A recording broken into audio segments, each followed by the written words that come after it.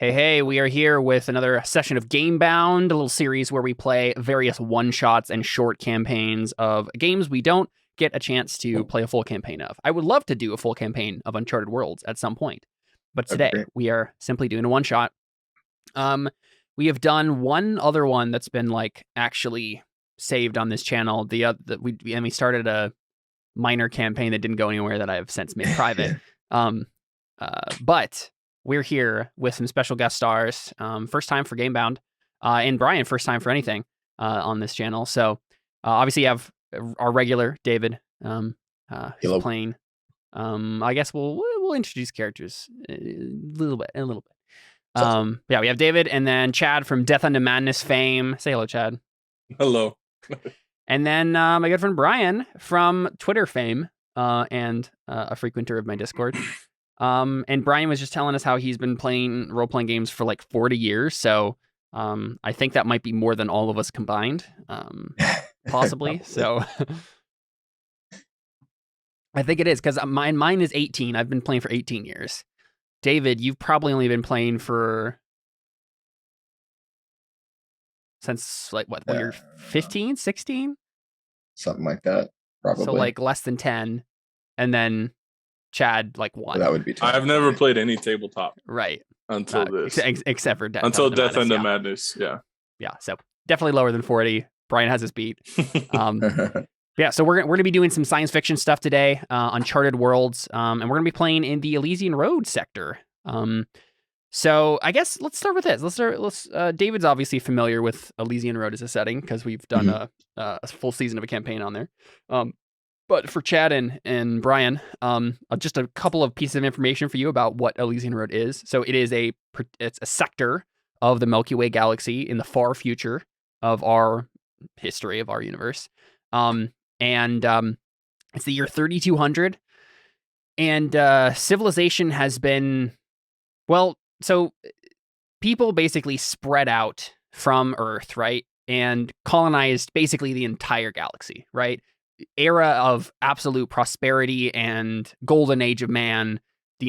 Almost the entire Milky Way galaxy was under the control of humans. And aliens exist in this setting, but I don't think any of them were ever really there's an empire of aliens we have to deal with. And nothing like that ever really occurred. It was oh, hey, there's this weird planet where some aliens live. Okay, cool. We're in charge of it now. But something happened. And how long ago was that, David? I'm trying to remember. How long ago did this Scream happen? Yeah. It's a hot minute, I think. But I think hundreds of years. Yeah, somewhere, not quite 1,000, I don't think.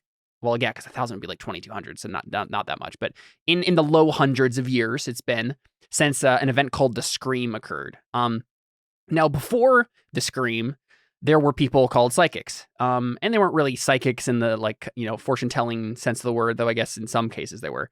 But basically, people who developed extraordinary abilities. The exact origin of these psychic abilities is lost to time. No one really knows how it developed. But it was instrumental in how humanity colonized the galaxy in the first place, because these psychic individuals were basically responsible for the actual jumping from system to system. Whatever technology they had before the Scream, it was basically psychic powered hyperdrives. Kind of like 40K if you're familiar. Yeah. So you need a psychic on board, and they run this special psychic technology that lets you go to another system. Now the Scream the Scream happens, right? And every psychic goes mad and dies. Probably, but not only shortly after wrecking havoc because their psychic abilities go crazy and they blow up planets and things. So a bunch of horrible stuff happened. All the psychics died and went mad. And that collapsed the entire galaxy, right? Because they were dependent upon these psychics to go to different systems. And so hundreds of years have passed since then. Various sectors of space are completely cut off from each other. It's been hundreds of years since you've heard of anything outside of this sector. The only reason that people have become reconnected is through the development of what's called the spike drive, which is not quite as crazy and cool as the psychic stuff was in the past, but at least is enough to get you from system to system, at least in a short range capacity. And the sector that you're familiar with, the Elysian Road, is what it's called, is basically a connection of hyperlane routes that people managed to dredge up from archives. Who knows how close these things actually are to each other? The systems themselves might actually be completely separated by a lot of space. I love that part. Yeah, but basically the connections that I have a hex map for it, but those connections are like the routes that people remember to various places. And so people know that if you go through this route, you can get to this system, but no one really knows where in space that actually is anymore. And so several factions have gained prominence as people have come out of the Dark Ages once more and regained some semblance of the high technology that they had before. And this planet that you guys will be on, Oedipal, is one of the planets that in the past was a very high-tech world. Most of them were. Very high-tech world, ocean planet, so like lots of like bubble cities, underground, underwater and above water. But obviously when the things went to crap, those technologies, basically this became a tomb instead of a place of life. And eventually those civilizations basically died out or went back into barbarian natures, into tribalism. So there's scattered archipelagos around this planet where tribal humans live in some semblance of, they probably worship some pieces of technology from long ago and have legends about how it used to be, but it's all garbled. So recently, though, the Athens Association, a merchant cartel that primarily operates in the north part, space north of the Elysian Road sector, decided Oedipal was a place that we should go check out, primarily because of the pretech salvage, right? Pretech is the name that they have for technology from before the Scream. But they're like, you know what? This technology exists here, and obviously there are like tribal people that might be dangerous, but you know what? We have science fiction technology. We can figure it out. And so they created this little outpost, which you guys will be a part of, this little colony. We're still in the burgeoning beginning stages of the colony, but you guys are all going to be pivotal to its development and progress. So we decided on our setting. It's going to be a colony. So on this ocean world of Oedipal. The actual colony itself, I believe, is going to be on an island, part of one of these archipelagos. Probably nearby a derelict, like, ocean city that you can probably see on the horizon somewhere. But and everybody's made their characters also. And we got equipment, and yeah, I guess the next thing would be we'll do debt first. I have a quick question. Mm-hmm. Just a random thought. Yeah. Could the island be the top of an old city superstructure? So like it's all steel and sheetrock and stuff so basically we're on top of skyscrapers, but like Coruscant skyscrapers where you can't just, they're not like space in between every one of them. Or do we want to have an actual island? I don't care either way. I think I want to have an actual island. Okay. Mainly because I think like a lot of the pretech cities here are still dangerous, right? Right. Yeah. And so people go there to scavenge things, but they wouldn't live there. Right. Okay. Right. So that makes sense. Yeah, I think this is an actual island with actual land. I think there are tribal people living on some of these islands, probably Polynesian in style, right? So they have like canoes and they'll go from island to island and stuff. Okay. Wayfinders. And so there's been some preliminary maybe trading between the two civilizations in air quotes. But now all their canoes have diesel engines on them. Right. Yeah. There's probably some weird mixing of things that's starting to happen where some of the natives have gotten laser guns and nobody's quite sure what to think about that. But they use them to start fires. It's okay. Right. Yeah. That's the conceit they sold them on. I was like, you can start a fire with this. Yeah. So yeah, let's go. Let's figure out what connections you guys might have to factions. So David, I think you said you already chose yours. Yeah, jokingly, I called them the Order of Pollen, but the Order of Dust. Yeah. Yeah. So you're actually working for the Order of the Dust, right?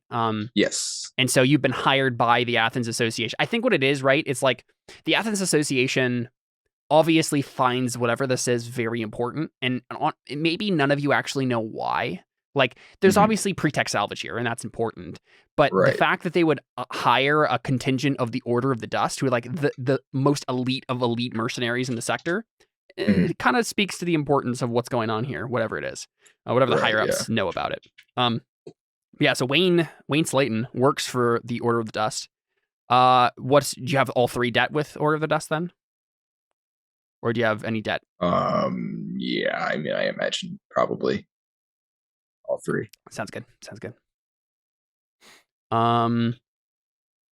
Yeah, you can That call also in. means that I have more ability to call on their assistance, right? Isn't it like a double-edged thing where you owe them more, but you also are like more involved with them or something?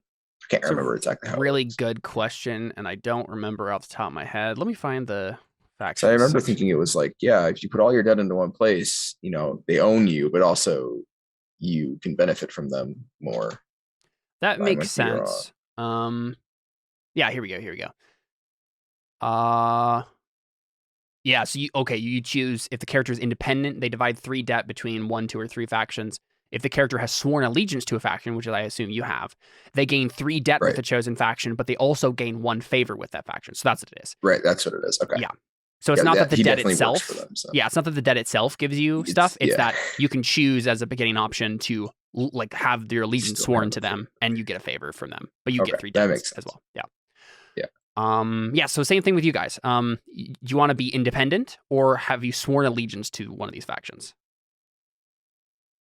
Well, I'm just kind of going to go all in. If Athens Association is sending us, that's where I put 2 of my things into Athens. And then being an analyst scientist, I have 1 in the Paragon Science, just to have that, whatever that would bring. I'm new to the system, so I'm just going for it.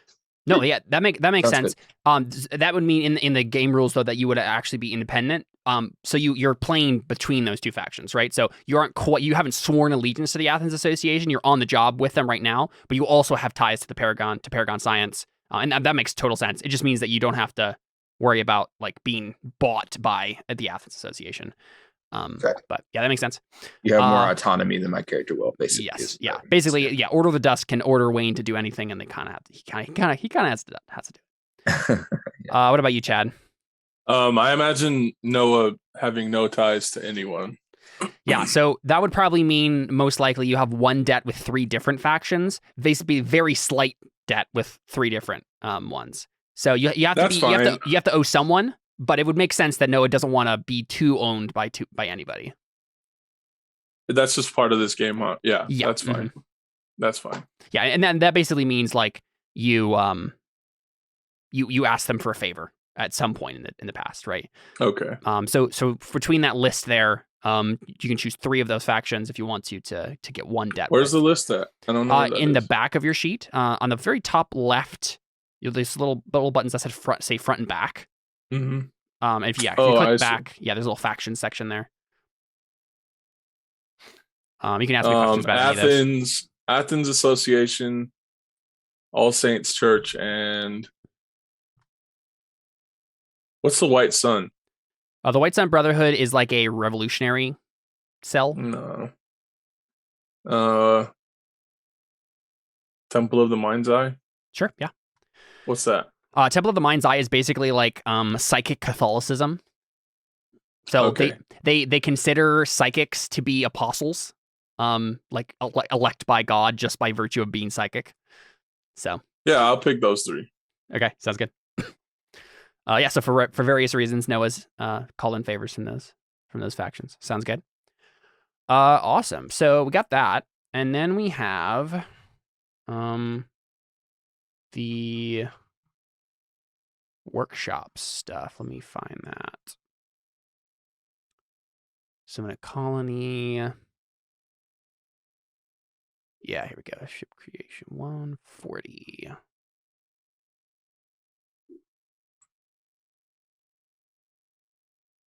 Setting workspaces.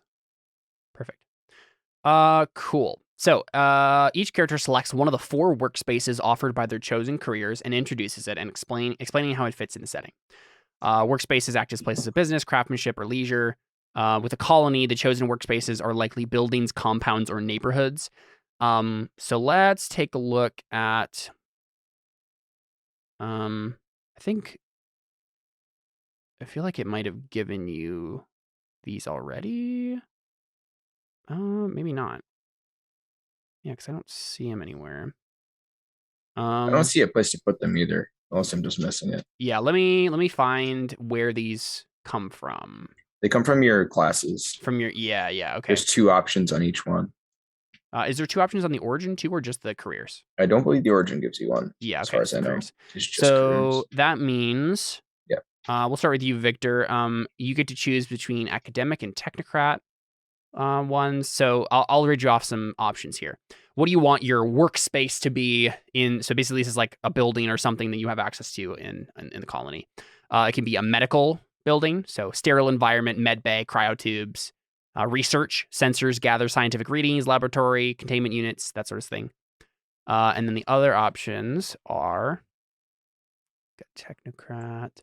You could also have a communication building, high-powered communications array, transceivers, antenna, or an observer building, advanced multiband sensors capable of long-distance scans, probe launchers, recording equipment, etc., etc. Which of those 4 would you like the most?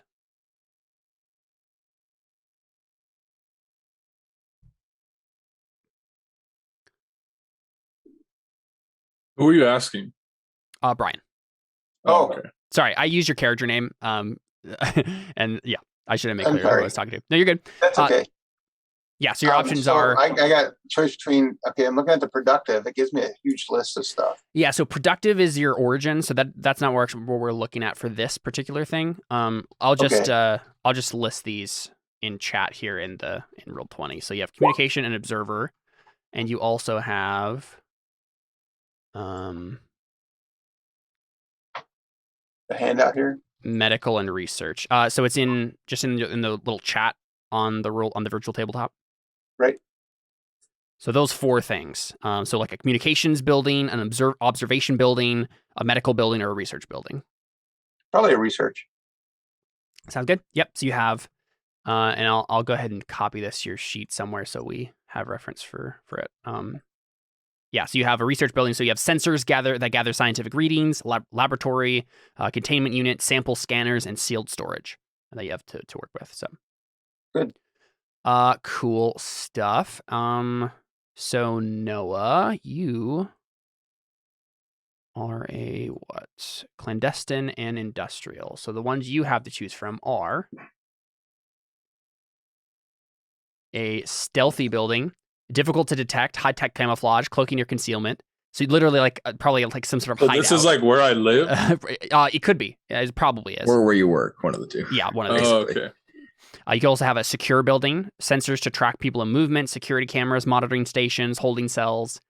Like a cop station. Basically, yeah. Or you can have a refinery, heavy raw material collectors, gathers, processes raw matter into refined materials, or a manufactory, engineering bays, builds, upgrades, and repairs, workbenches, tool racks, winches, pulleys, lifts. Yeah, I have to pick one? Yeah, one of those 4, yep. I would think I live in a secure house. Yeah, so secure with that one is like cameras and right, yeah. So it would basically be like sensors to track people in movement, security cameras. So basically, are you like one of those like doomsday prepper sort of people who like lives on like a compound in the middle of the wilderness? I think I live out in the middle of nowhere, and I know that there's some like natives, and I don't want them messing with me. Yeah, you have alarms set up everywhere and cameras everywhere. Okay, sounds good. It's like I Am Legend. Right, exactly. Yeah. Cool stuff. Nice. Yep, so you have that. And then, David, what do you want? I have an Order of the Dust barracks, which is... Barracks is described as efficient, defensible, and practical. It has berthing for many soldiers, lockers, gym, training ring, and mobilization area. Nice. Cool, that makes sense. Awesome. So, let's talk about your characters in the situation here a bit. You guys are obviously here to do some sort of job. Or I think we're gonna have to make it, just for the sake of convenience. All three of you are gonna be on some sort of job together doing something. Let's talk about that. Let's talk about why that might be. Obviously, Wayne is the soldier and Victor is the scientist. So I assume Victor is being sent by the Athens Association to go check out some pretech salvage somewhere, and Wayne's coming to protect him. How did Noah get roped into this? Do you just know the environment better? Have you just How did I get longer? roped into helping them with this mission? Like, I think Victor has been sent by the Athens Association to go to some, pretech site to get some salvage. I think I know the land. Like, I know the planet more. That's what I think so too. I think you probably have lived here much longer than the Athens Association has been here. Cool. Sounds good. But they had, I want to say, like, they didn't find me for a while. Yeah. Mm-hmm. After even though they had already been there. Yep. That makes sense to me. Cool stuff. So let's do this then. I think, if we're considering this kind of like a movie, we'd see the first shot of just probably this view, right, on Roll20 here, the bay, with this kind of like gravity-defying rock here, and the distant horizon. We'd see the kind of blue shadow of this pretech city floating on the water that no one's lived in for forever. We would see in the distance a couple of canoes with natives kind of rowing to a nearby island. And then we would start to kind of like pan back, zoom back, and see probably on the right of this, if you're looking at this particular picture, probably somewhere on that beach to the right, or something like it, a colony that's being set up, still kind of in the process of being set up. There's obviously a bunch of like prefabricated buildings and fences and gates and things to try to kind of protect it. And then probably a mix of like actual buildings, like metal and stuff, buildings that have been built here, but then also a bunch of like temporary shelters of various sorts.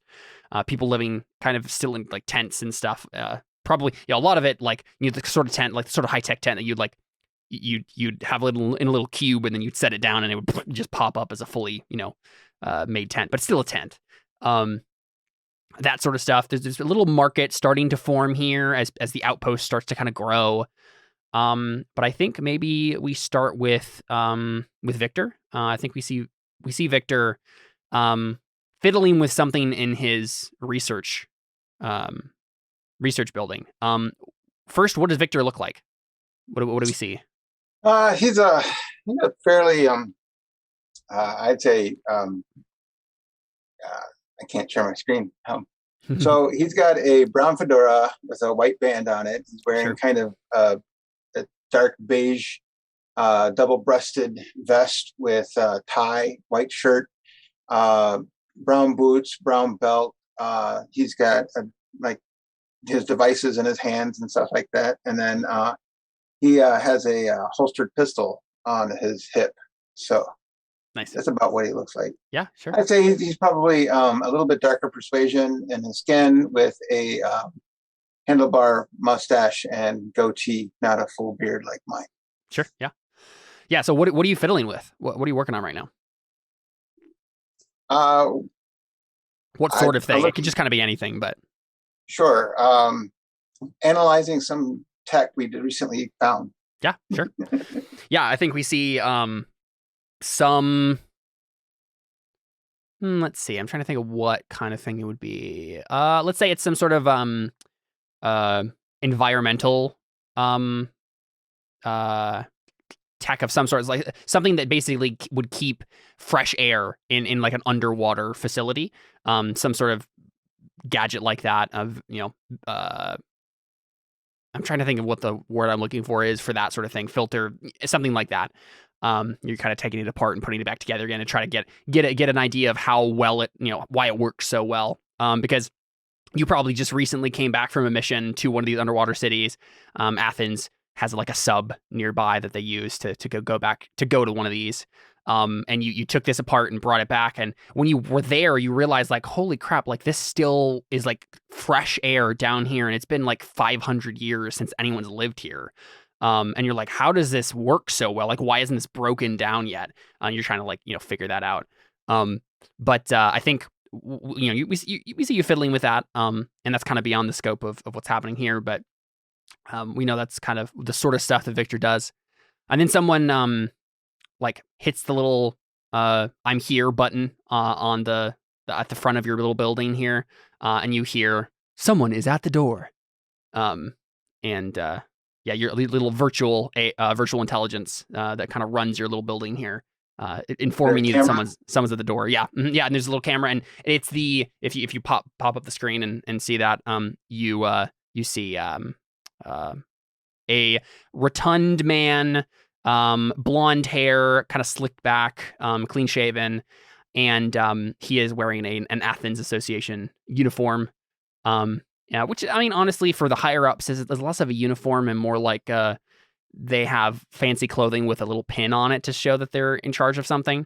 But the Athens Association is always kind of preferred luxury and comfort over looking neat and sharp. So this dude is ringing your doorbell, as it were, and you know this guy as Hans Jensen, I think, and he is kind of like your immediate superior with the Athens Association. I mean, you don't like work for them, but like you're doing a job for them currently, and this is the guy you talk to when the Athens Association has something they want you to do. So he presses the button. He's just like kind of like looking at his little like compad, like whistling and kind of twiddling his thumbs, waiting for you to answer. Sure, I'll just press whatever button that makes that communicates and say, "You're right there," and I'll head to the door. And and he looks up at the camera and nods, and then we see the door slide open. Hans, Victor, it's good to see you too.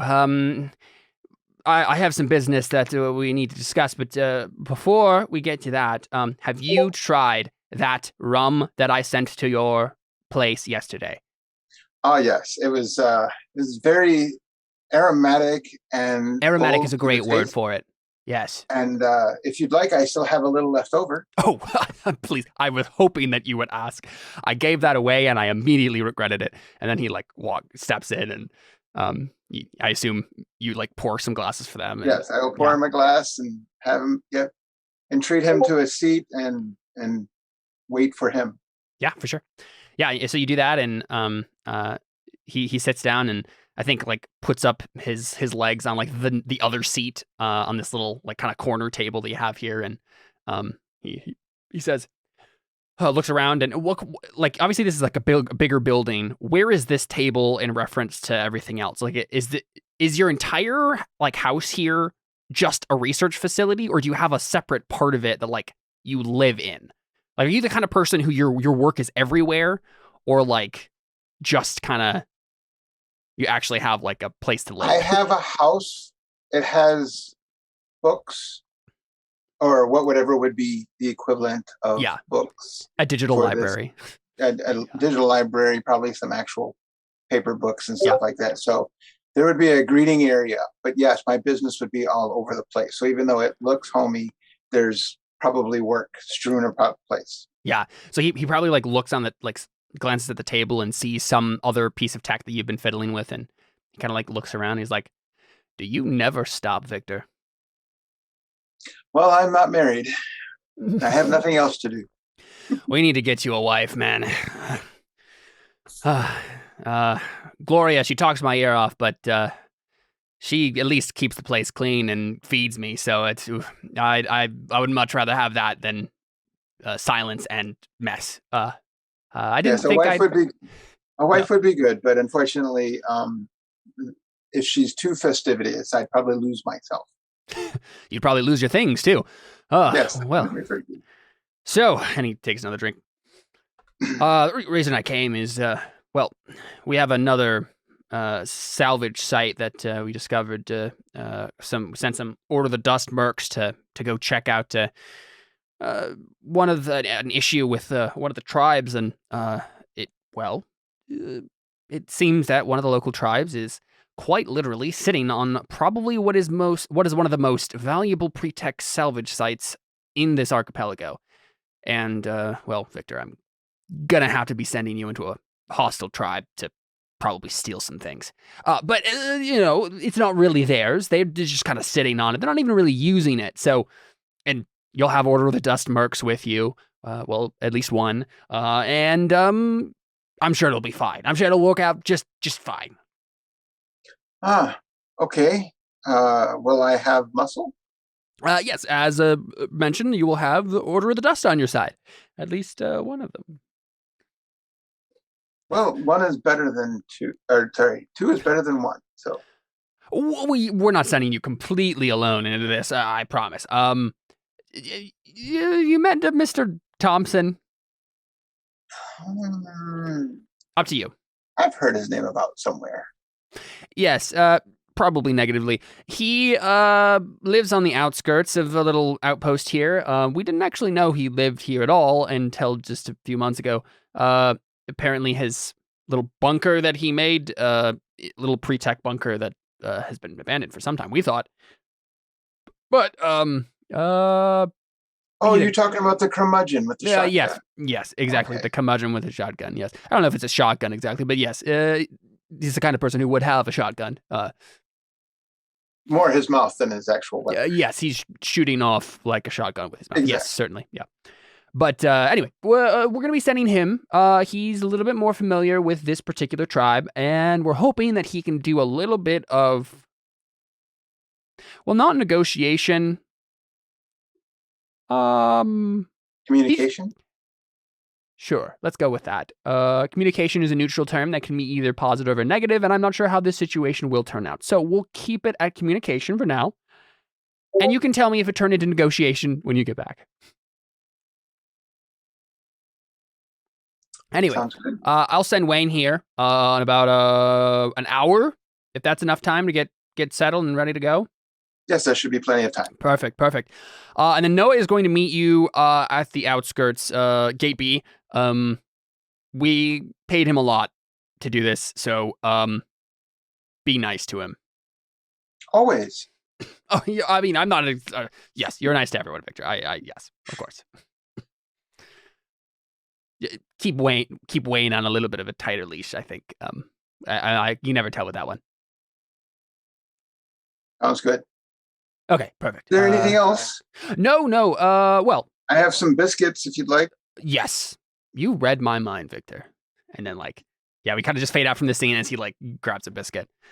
And I think Caleb, are you assuming things about my character? I am assuming things about your character, but you can change your mind if you can. No, you're right. I thought I was right. I played enough role playing games with you, David. Yeah. Cool. So I don't think we need to get Hans going to the rest of you or anything like that. So I think the next thing we see is Victor, or I think we see Wayne going to the same door, right? And meeting Victor at his little research facility. What do we see from Wayne as he walks up? The door? Real quick? Are we getting ready to leave right now, or? Mm-hmm. Okay. Yep. Yeah. So first we see Victor. Wayne. I'm going to do that. He's got a sharp sort of formal outfit or uniform on. Pardon me. Sorry. He's got a laser rifle slung over his shoulder, and everything about his uniform looks really clean. And then he looks like he hasn't shaved in a couple weeks, and his hair is kind of long and scraggly. He steps up, and behind him is, you tell me, how many people is in a crew in this game? Crew in what sense? Like Order of the Dust? In the crew? asset sense, where you get a crew. Oh, okay. Because numerous is an option I did not take. So you tell me what the let's find not that. Numerous option is. I know that a shuttle, it says a shuttle takes about 6 people. So I don't know if that's meant to synergize with the size of a crew in this game or not. I don't know. I control left crew, and I'm just kind of going through. Here we go. Page 123. See if we can find this info. Crew. Something need doing. Crew's the backbone of larger operations. The number of people in a crew is intentionally left vague, though it usually consists of between 3 and 10 individuals. So that's Cool. 6 is a good number, I think. Yeah, we'll go with 6. They are all in sort of like lighter combat armor because they don't actually have any kind of armored tag. They all have laser rifles and they're all pretty scary looking. Nice. And of course they all look identical because it's a uniform. Yeah.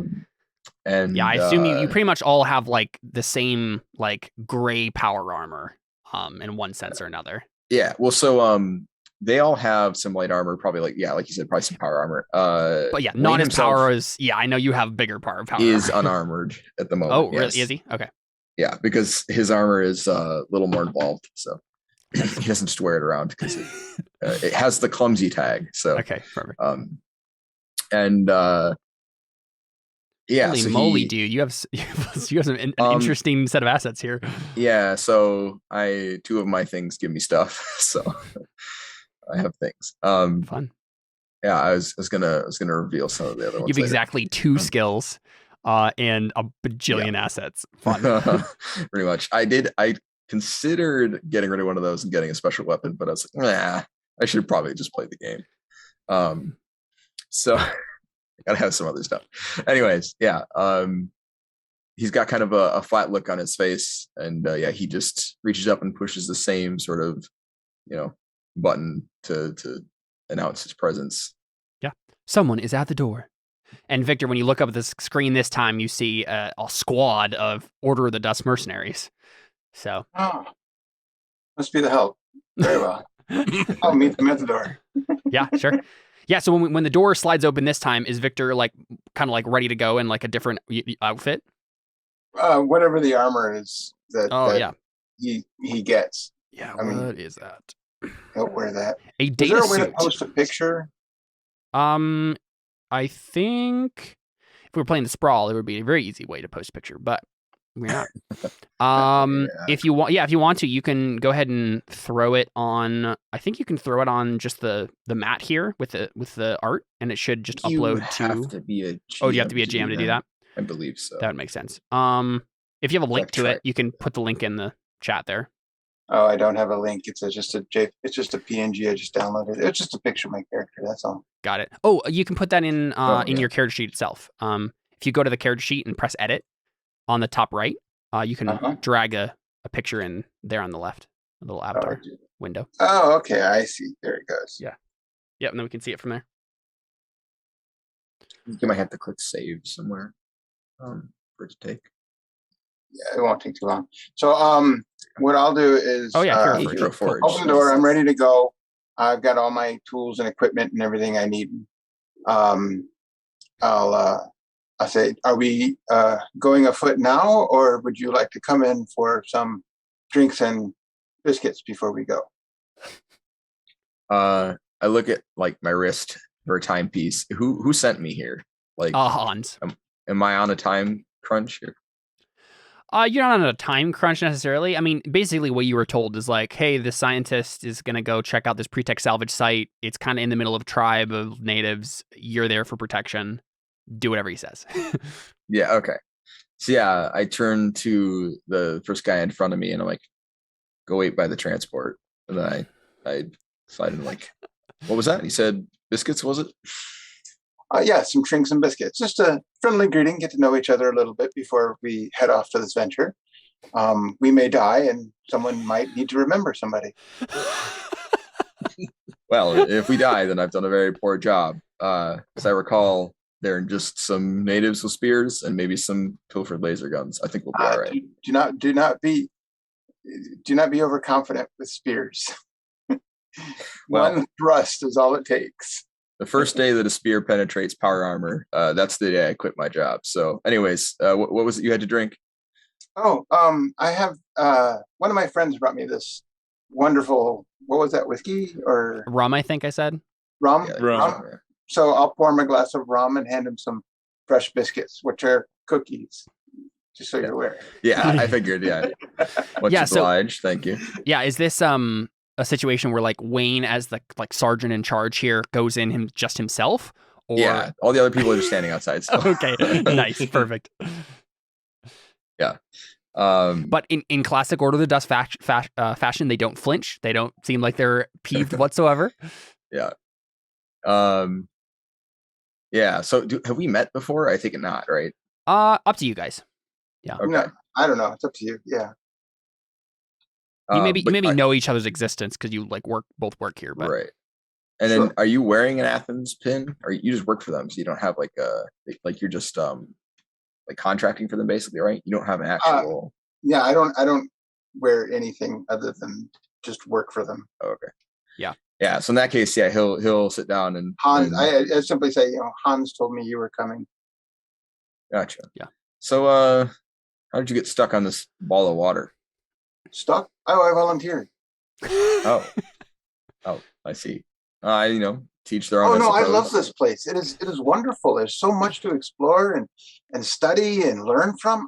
Check this out. I got this new device not too long ago. It like converts H2O into O2. It's awesome, but I'm still trying to figure it out. But once I get it working, it could revolutionize underwater excavations around here. That does sound expensive. I suppose there's some merit to that. Expensive? Well, the tech is already here. It's just a matter of figuring it out. So eventually, when it's all done and over with, it'll be revolutionary. Yeah, revolutionary is expensive. I like the sound of that. But yeah, I mean, I suppose all of my guys are just standing outside. Did you need to grab anything before we leave? No, I'm all ready to go. I've got my case and satchel and everything like that. So whenever you're ready, I just wanted to bring you in and just kind of meet with you a minute before we took off. All right. Well, I appreciate it. And he'll slam the rum back and then set it down and say, "Oh, let's go get stabbed by some spears, I suppose." Huh? Off to the venture. Let's go.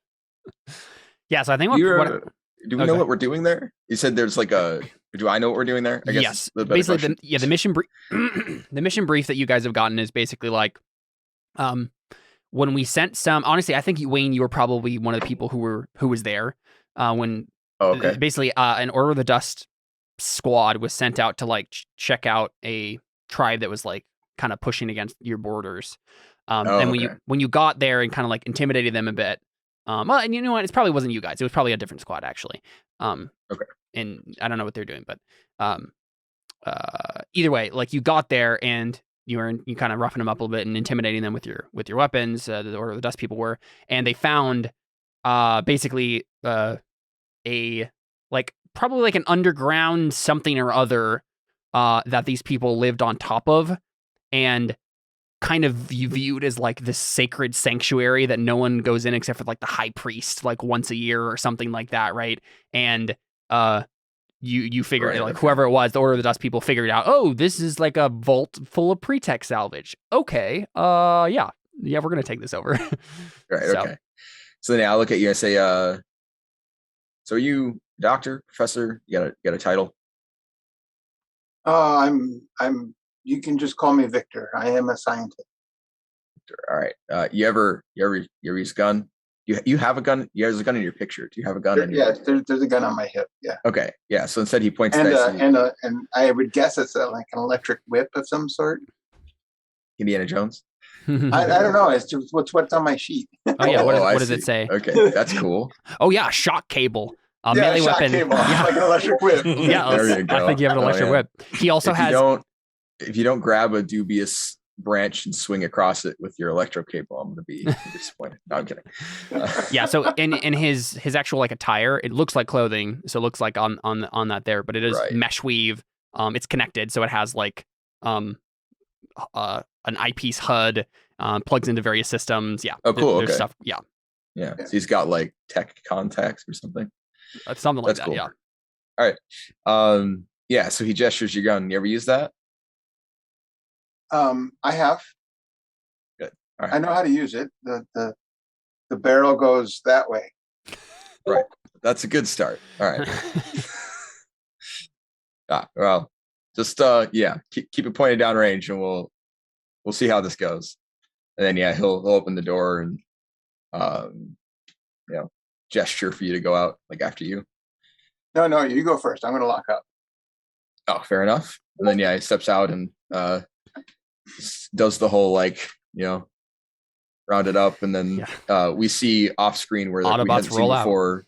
Yeah, we see a floating tank with a large open bay door that's got a bunch of seats in it, and the soldiers start to file into it. I'll lock up and secure the building and head on. Yeah, sure thing. Yeah, so we get you guys getting to Gate B on the outskirts of this little outpost. And Noah, you're there, right? And so this gate opens, and a grav tank comes out, and these people are walking next to it or sitting on it. I don't know how that exactly goes, but what's that? Sorry. What's the actual situation? Like you have like a grav tank, right? Yeah. I imagine that it has sort of like a closed APC sort of back to it, so it would be. Yeah. Are you guys all just riding in there then? Yeah, it's technically a shuttle flyer is what it's called. Got it. So I guess technically, I don't know how high it can fly because it's in the same context as like a fighter. It's in the same option. It's not a land vehicle. It's a flyer, but it's one of the preset options is a grav tank. And it says that a shuttle can hold 6 or 7 people or whatever. Got it. So cool. Yeah. Yeah. So we see that roll out. Noah, they're late. Right, they should have met you at a certain time. They're late. What do we see from Noah as he's like? Are you just literally standing outside the gate waiting? Like, what's the vibe we get from Noah, and what does he look like as he's outside there? So I posted a picture of what I imagine his head looks like. So he's just kind of like a stern, grumpy kind of looking. Scarred, you don't want to mess with him, old man with some cool glasses, and but he has on a gauntlet that's a saw on the end, and he wears it all the time, never takes it off. Because at any time he might need to cut or grind something up, So I'm standing there. I don't know what his clothes look like. Does it really matter? He wears all black. Well, I mean, let's look at what do you actually have for? It says you have EVA a work suit. Yeah, so probably some sort of utilitarian, work attire. Kind of like an engineer. Actually, it's sealed, and it's so it's in EVAs for use in space usually. Yeah, right? Basically. Okay. Yeah, so this is and it's probably not like the actual helmet is probably. Yeah, that's probably what it is, right? This is a water suit. But basically, I assume you don't have like the helmet on or anything like that. But no, it's like, no helmet on. Like a wetsuit, work wetsuit sort of a situation. Yeah. And I'm angry that you guys are late. So hold on, question: Are the soldiers all in the tank too, or how many of them are there? Yeah, there's 6 of us and then me. I don't know the exact capacity, but I'm assuming Caleb's fine if we all fit into it. There's so 7 total of us with that'll work fine. With Victor and you and okay, cool. Yeah, assuming Caleb's okay with it. So do I know they know me, but do I know them? I mean, you knew someone was supposed to meet you here around here. I don't think you know any of these particular people personally. No. So the tank pulls up, and does somebody come out of it, or do I walk up and Yeah, what do you think, Quinn? Yeah, I mean, I imagine the vax rotates down, whatever. Why are we late exactly? Well, because you went in and biscuits got biscuits in Rome. Yeah. Oh, okay. So we're like 40 seconds late. Yes, exactly. Yeah. Okay. Great. Yeah. Okay. Then the vax just slides down, and I guess I'll probably step out with a couple of the other guys and just sort of wave over to you, wave you up towards us. So I walk up and I look at you and I say, "Don't you order the dust people know how to be on time? Aren't you supposed to be punctual? What's going on here? What kind of show are you running? Let's go." Watch. And then I don't even let you talk, and I walk into the tank. Yeah. I just look at my timepiece, and then you walk on, and I just shrug, turn around. Yeah, the door closes. So we're at like a military checkpoint. Is that what you said? Basically, yeah, it's like the outer gate of the outpost. Oh, okay. So then, I'll probably lean out to the side and wave to whoever's on the tower. Basically, just letting them know that we're ready, and then close the back and wait to go through. I'll probably hop up to the passenger seat of the tank as well. Like, so I'm probably not in the back anymore. Cool. Yeah. Yeah. And we just see the tank kind of hover vehicle, whatever it is, just zoom away, off down down like this hastily built trail, down over towards the part of, it's probably like a different island. I think the main like flying capability of this thing would probably be just can go over water and stuff. Like, so you use this sort of thing to get around anywhere on this planet. Right. So I think it's like a nearby island. This is. So we see the grav tank just like, shooting up water behind it as it flies above, and just kind of ends up on the beach of this planet, or on the beach of this island. Now, do you what approach are you actually taking here? Because you could like stop at the beach and then walk inward. Like, are you literally just gonna drive the tank into the tribe? Like, what's your plan? So how and or do you ask Victor about it? Well, I probably will just to include other people. How aggressive was our interaction last time? It was tense. Alexa, that's the main. You said that this was a smaller colony, right? How many Order of the Dust are there? I kind of just assumed that like our group was most of us, if not all. I think there's probably maybe one or two other squads of this size. Okay. Now, I originally, like, my character thing I put as like the regional officer for this random ball of water. So am I in charge of those other squads? Do I have someone I report to on this planet that is like one of the other squad leaders? You have like authority, don't you? You have that like skill authority? Yes. Yeah. That makes sense. I'm fine with you being like the guy who's in charge of the 3 squads ultimately. Okay, cool. I just wanted to check before I you probably have and then get in trouble. Yeah. You probably have a second-hand man who's like the sergeant of this particular squad. Yeah. Right. Okay. I mean, yeah, I guess I'll probably like push a little button in because I imagine that the front like combat area of the tank and the back like the transport area are not connected. So I'll probably push a little button in like the front of the tank that has a little speaker, and probably be like, do either of you two have any suggestions before we drive over these people's lawn? Yeah, and really, there's probably like a little. Really, Noah might be the person to be asking this question, right? Like, because he's in theory the person who has actually lived near these dudes for a while. Yeah. So we're in the back. Me and Wayne. Me and Victor. Me and Victor. Yep. You're in the front. Yep. And then there's a bunch of chrome faced soldiers in the back with you. And then it's just like an intercom. My voice. Okay, so you ask that, and then I say, well, aren't you the one in charge? I mean, I'll be happy to flatten them all. I just wanted to make sure that was the right interaction. We didn't have, I don't know, someone wanted to chat nicely first. Have any rum left, Victor? Oh no, the rum is at home. I don't. I suppose that's out of the window. Is that why you were late? Of course not. You people. And then I just look away. I mean, for sure, Noah, that's like the vibe you have of these people, right? It's like they're all spoiled. They're all just focused on luxury. So can I just make up how we should approach them if I want to? Yeah, you're kind of the person. I would think, honestly, we would want to extend some sort of friendship with them before we would just take over what their land is. Yeah, does Victor say that then? Yeah. Yeah. I just did, yeah. As in, like, in character. You're saying that in character? Yeah. I am. Yeah. Okay. Sorry, I used to LARP, so I can just no problem. No, it's all right. All right, so I look at Victor and I'm saying, who are you supposed to be dressed like that? I'm the one that's going to be discovering what's down below. How long have you been here, dude? Oh, some time. Yeah, good luck. This guy's going to get a spear and then watch. I start laughing. And then I say, look, these are savages. These people are savages. They will kill you. Take the tank right on in. Okay, well, I've gotten conflicting reports now. Yeah, so in theory, so Victor is in charge of the mission, so he gets to make the final call. Okay, that's good to know. Yeah. Oh, okay. I didn't know. Yeah, I didn't know that either.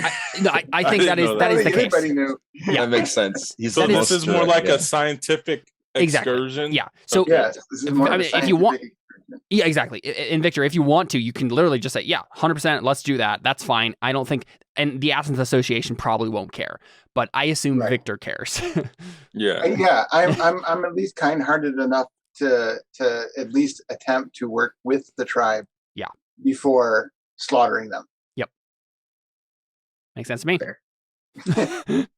Well, I'm getting paid whether you live or not. So All right. Well, let's do it his way. Forgive me, sir, but it is your job to negotiate with them. We have a tank, don't we?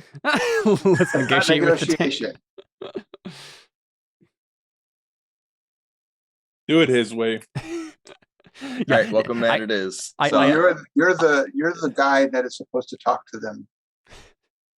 Yeah, I imagine Noah is probably just like, fine, we'll do it your way. And then inside, he's just like, yeah, we're all going to die. Like, this is going to be bad. But yeah, in theory, Noah is the guy who's supposed to like know Well, like, about I kn- the. Yeah. So I think they're savages. Like I really Mhm. think that it's foolish to try to befriend them. Yeah. But if you really want to do that, then Makes sense. we can Cool. do it. Yeah, so At least give it a try. Yeah. I mean, yeah. worst comes to worst, we have to do what we have to do. But I would at least attempt to negotiate with them first, and then if it falls behind, then we can rely on Wayne and his men to do what is necessary for the company. sounds good. All Yeah. right. So knowing that, then Wayne, how would you approach with the tank? Would you leave it on the beach? What would you do? I park it in their driveway, as it were. So I just get close enough to them that I'm not running over anything. Maybe like I knock over a little picket fence, and I'm like, okay, that's close enough. And There's then, probably there's like a little totem pole that's like on the outskirts of the camp, and you like bump into it enough that it like just kind of like leans slightly.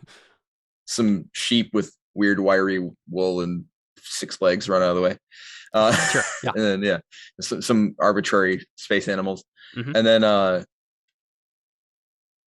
I hop out and I look into the driver and I'm like, all right, spin up the flashlight, and then a turret pops out of the top and swivels toward the town, and then I'll run around to the back where everybody else is and hop in and gesture for everyone to come out. All right, we're here.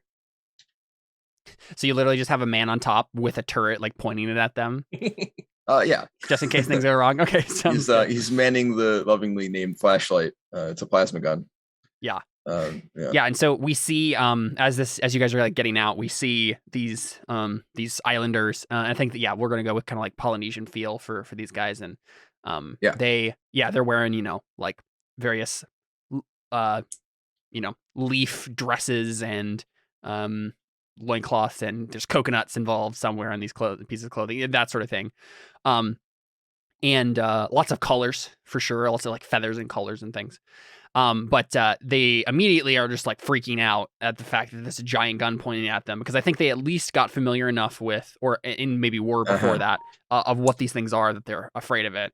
So we see several women like grab their children and like run away screaming.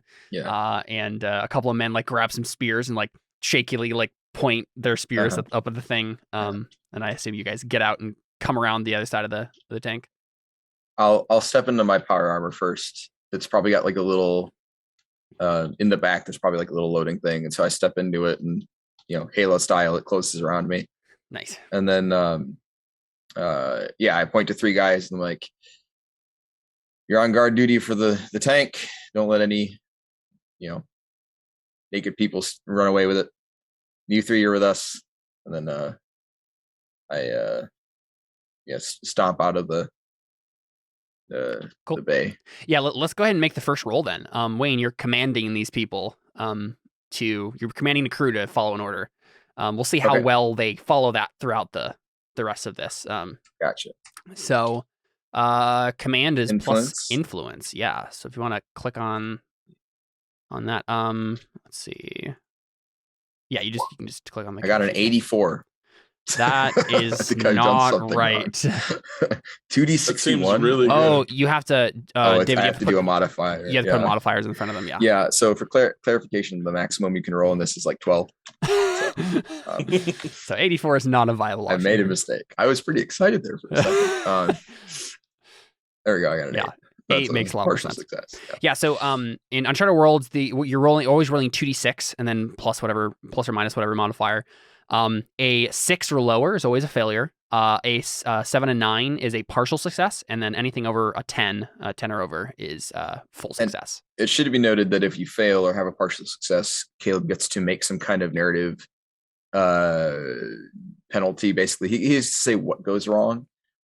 So if it feels like he's being mean to you when you make a roll, it's his job. So it's my job to make it worse whenever you fail at anything. Yeah, which is why Apocalypse World games tend to spiral pretty hard. Very quickly. Yes, we rarely get to the end of a one shot without everything going really. The game explicitly tells me punish them every time.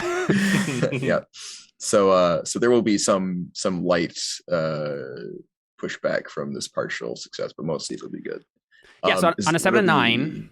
With command is they follow those orders to the best of their ability, that there may be costs in time, resources, or personnel, but their disposition or effectiveness has been significantly impacted in some way. This crew will not accept the new command until those issues have been dealt with. Let's see. What? Now, I assume that because of the nature of how penalizing that is, that them following this command is going to be pretty generous as far as what that means, right? Like, I haven't just ordered them to stand here and them to follow me, and now they're like, nah, I quit. No. Right? Yeah, like, it's definitely not that. They're gonna, I think mainly what that is going to mean. Someone's going to die. Yeah, is you've ordered these people to do their job, and they will do their job. Unfortunately, and you know, we can see this by the way that the shot is framed and the fact that these people, maybe these are new recruits or something. Like, we can tell as the audience, ooh, this isn't going to end well. Whatever happens here with these 3. Yeah. So yeah. Okay. So who kind of like takes the maybe lead? They didn't appreciate being put on guard duty. Yeah. Yeah. Babysitting the tank. Yep, exactly. So are we now walking towards the tribe? I think so. Yeah. That's what I would think. You might walk towards the tribe now. So I would say as we're walking, I say, hey, hold on a minute. And I don't know how you guys react, but hey, hold on a second. Go ahead. I stop. I know these guys are savages, but you can't walk in there pointing guns at them, okay? Just letting you know that. Because then they're really savages. So just keep that in mind as we go in there. These are for insurance. Feel free to do whatever you like. Just letting you know, man. And then I put my buzzsaw away. Like it retracts. It like goes into my suit. Yeah. Is it like in Treasure Planet when the captain has that articulating hand and like just stuff like rotates back into it all over the place? It's super cool. No, I imagine it, I don't know, but it's just one. It's like a saw. It just pops out like shoop. And then I see. Okay. Cool. Yeah. You have some sort of like brace or something on the top of your forearm, and it goes like retracts into it. Yeah. Yes. Cool. So, and then we keep walking. Yeah, and so they're kind of just, mumbling to you guys. It's unsure whether or not they're talking to you or to the gun or to their gods, or you're not sure. They're looking at the gun, and then alternately looking at you and then looking to the sky. So who knows what they're saying or who they're talking to, but they seem frightened for sure. I mean, honestly, if anyone has any sort of capabilities in terms of like for technology stuff, anyone can make a roll to like, hey, I have a universal translator that I'm going to try to make work here. I assume as long as you have like comm pads and things, there's that sort of technology is available to people. Victor has a communications thing. Maybe that wouldn't be too big of a stretch. I do that. You have the. So I'll pull out the pad and start working on stuff. Yeah, let's have you roll interface. So what you can do is if you look at your character sheet there, you can just click on the icon next to the bonus there, and it will automatically roll. Yeah, the little Wi-Fi signal. And it'll roll that for you. Oh wait, I clicked. Yeah, something. first one was Chad's. Very nice. Oh, nice. Yeah. 13. Brian's is a 13. Very good. I mean, this is what he's good at. That was one short of the best you could have possibly done. Yeah, exactly. And I just downloaded an app for that. Polynesian to English. All right, here you go. and I think this is I should have actually looked at what moves were being rolled here before I had you do that, but we'll figure out which one it is. It's probably face adversity, I think. Right? It's just like the base move, and you're just rolling. There's a problem to overcome, and you're using the interface to solve it. Right. Yeah. Just solving an issue. Makes sense to me. Yeah, cool. Okay. So on a 10 plus, you overcome the opposition or danger just as you described. So I think pretty simple, pretty straightforward. You have now, the translator is working and you can hear what they're saying for the rest of the thing. Unless your little compad here gets broken or something, that'll be available to you guys. So you can tell that they're saying stuff like, let's see. What would they actually call this? Because it's a translator, right? So it's giving you a lot of literal translation here. So you wouldn't be hearing like names, but you'd be hearing like what they actually mean. So I guess they're saying like not a Star Trek translator. Yeah, exactly. Like big rock, save us. Please. God's below, God's inside. Save us from this witchcraft. And they're just mumbling like religious prayers, basically. Gotcha. And then I think maybe like as you guys are walking towards, one of them like points at whoever is out in front first, and then says something like, "Not a step further. The big rock will swallow you." All right. Well, I'll get to a point, I guess, where I'm leading, right? If you want to talk to him. Sure. So, of course, I want to have Noah near me. And real quick. And wait in the back. Who actually has the best influence? My influence is a 1. It's a 1. Zero is as well. Okay, so yeah, Noah's actually not good at talking to people. He can certainly roll to help you on something related to this, and I think it makes sense that Noah's like at your side, like just willing to offer you advice if you need it. But yeah, gotcha. I think it makes sense that Victor's talking here. All right, I'll stop. Yeah, they're just kind of like warily pointing their spears at you. No, I've just got the thing trying to translate, listen to what's going on, and greetings. My name is Victor. Yeah, and so the compad like translates that and speaks it to them, and their eyes widen and they say, "You speak the tongue of the big rock people." I chuckle. I can translate your language through the device that I have. And one of them like looks down at the device, and then their eyes widen. And I think this, like the guy says, a relic. And then the one next to him like elbows him, or like maybe like jostles him with his spear, and then says, "No, blasphemy." And he just like shakes his head, like, "Oh, no, not a relic." Well, are you hungry? Yeah, and I think that takes them off guard.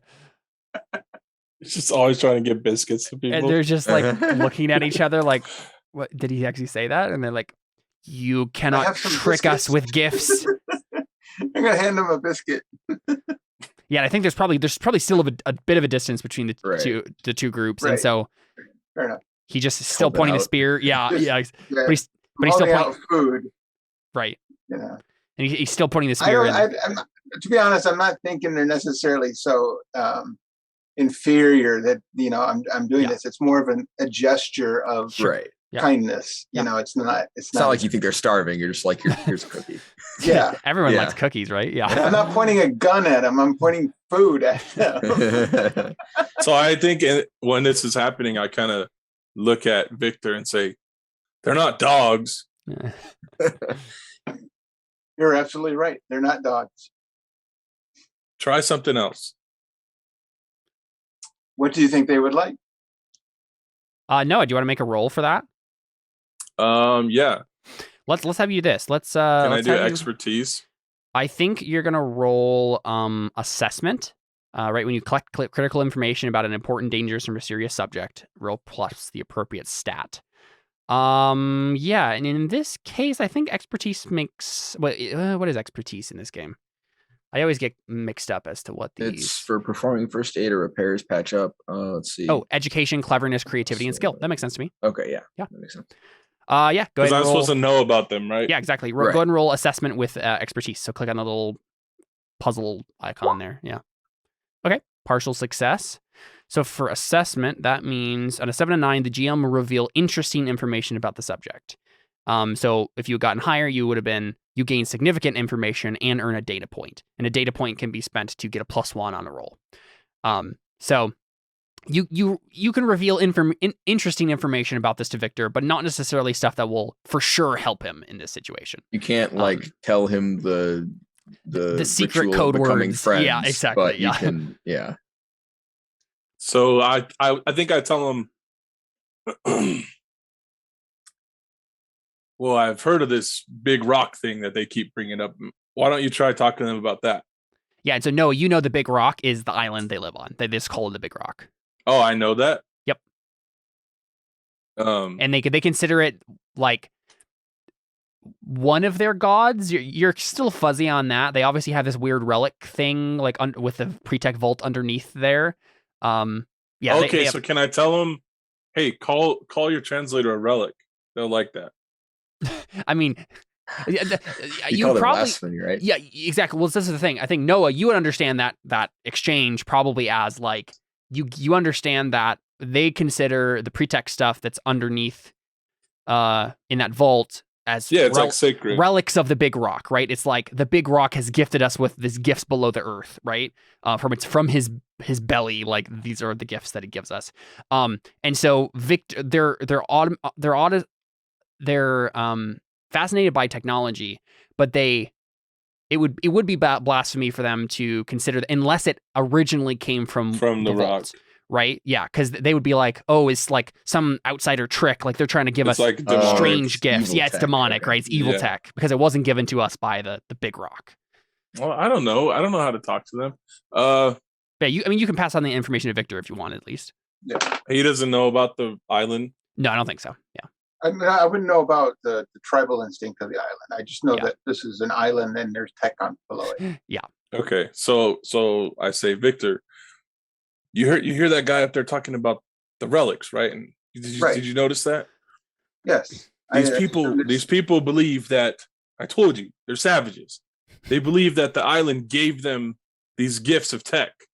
It's all a joke, but they believe it. So I don't know if that helps. So you're saying that over time, the island erodes away, revealing technology from underneath, and so they think it's their island that's giving them these gifts?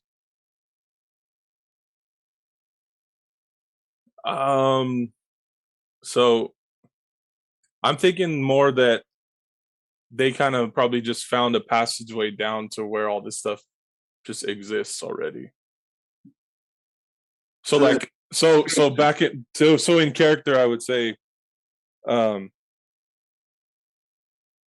no, it was one gift. They found this treasure trove of old tech and they call it gifts. They call it relics. Maybe you could tell them we're gonna go bring their relics to life or something. And at least they'll let us in. Are they protective of their relics?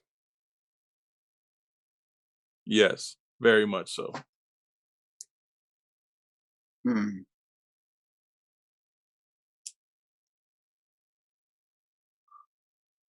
Okay, so I will look towards the tribe. Yeah. And no, my data pad is not a relic, right? No, it's not. Yeah. And so you'd guess from that exchange with Noah, like they have pretech salvage, which is even better than what I have. And I mean, they're right in a sense. Like this is not the same thing. Right. Okay. Did I bring any pretech stuff with me? You could have. You had some of it, right? You have various gadgets. It would just depend on whether or not, because you obviously didn't confer with Noah about this beforehand. It would just depend on whether or not Victor would have wanted to bring something like that. Would we have much pretech? I mean, post-tech is pretty common. Pretech is supposed to be like. Well, I have that H2O O2 converter. Yeah, that's pretech. Right. Yeah. Sorry. Yeah, that's what I meant. Like the salvage, right? Gotcha. Right. So the salvage and that kind of stuff. So if I was going to bring any of that with me, it'd probably be something that would be useful that I would need. Yeah. Yeah. So let's take a look here at. I feel like this might be a role, right? To have something that would be pretech. Let's see. In my gear, that works. Yeah, because you have various stuff. Yeah, but I don't. I think all of that would be more or less available to normal people in the sector. Right. Pretech is like really crazy stuff. Let's see. Could he mess with the oxygen recycler or whatever and make it do something cool? It's mostly for underwater, though. I don't think it would work very well. I mean, you could probably mess with it, Victor, and like make it convert actual oxygen into poison or something, right? Like that's what I mean. Like, can you make it do something? Yeah, but I'm not. I wouldn't think that way. Yeah, I don't think Victor would think that way. Yeah. Well, I meant like maybe instead of making it like convert the water into oxygen, maybe you just make it purify the salt water or whatever instead. So it just filters the water out instead. You're like, look, I can make salt water with a box. I mean, like clean water with a box in 2 seconds. But I wouldn't have brought the device with me. I wouldn't have thought. Yeah, I see what you mean. Yeah. I'm still working on it, still developing, analyzing it, that kind of thing. No, it'd be more or less if I had something from before that it would have to be something that I would bring that would be useful for analyzing or scanning or something like that. For sure, yeah. I'm just trying to look at. I don't think you really have any moves based on that. Oh, hey, one thing we didn't actually do, Victor, you have a move called Deduction. When you first witness a situation, you may ask one of the following questions. The GM will answer honestly. Wait, why doesn't it just give me a look at the list of questions? Let me see if I can find that. Yeah, here we go. So go ahead and you can just ask me one of these if you want, because you should have been able to do that right away.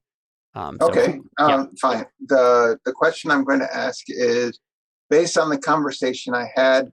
With real quick, it's from this list that I just posted, and I just put in that skill list there next to Deduction. Yeah, who or what is one of those three?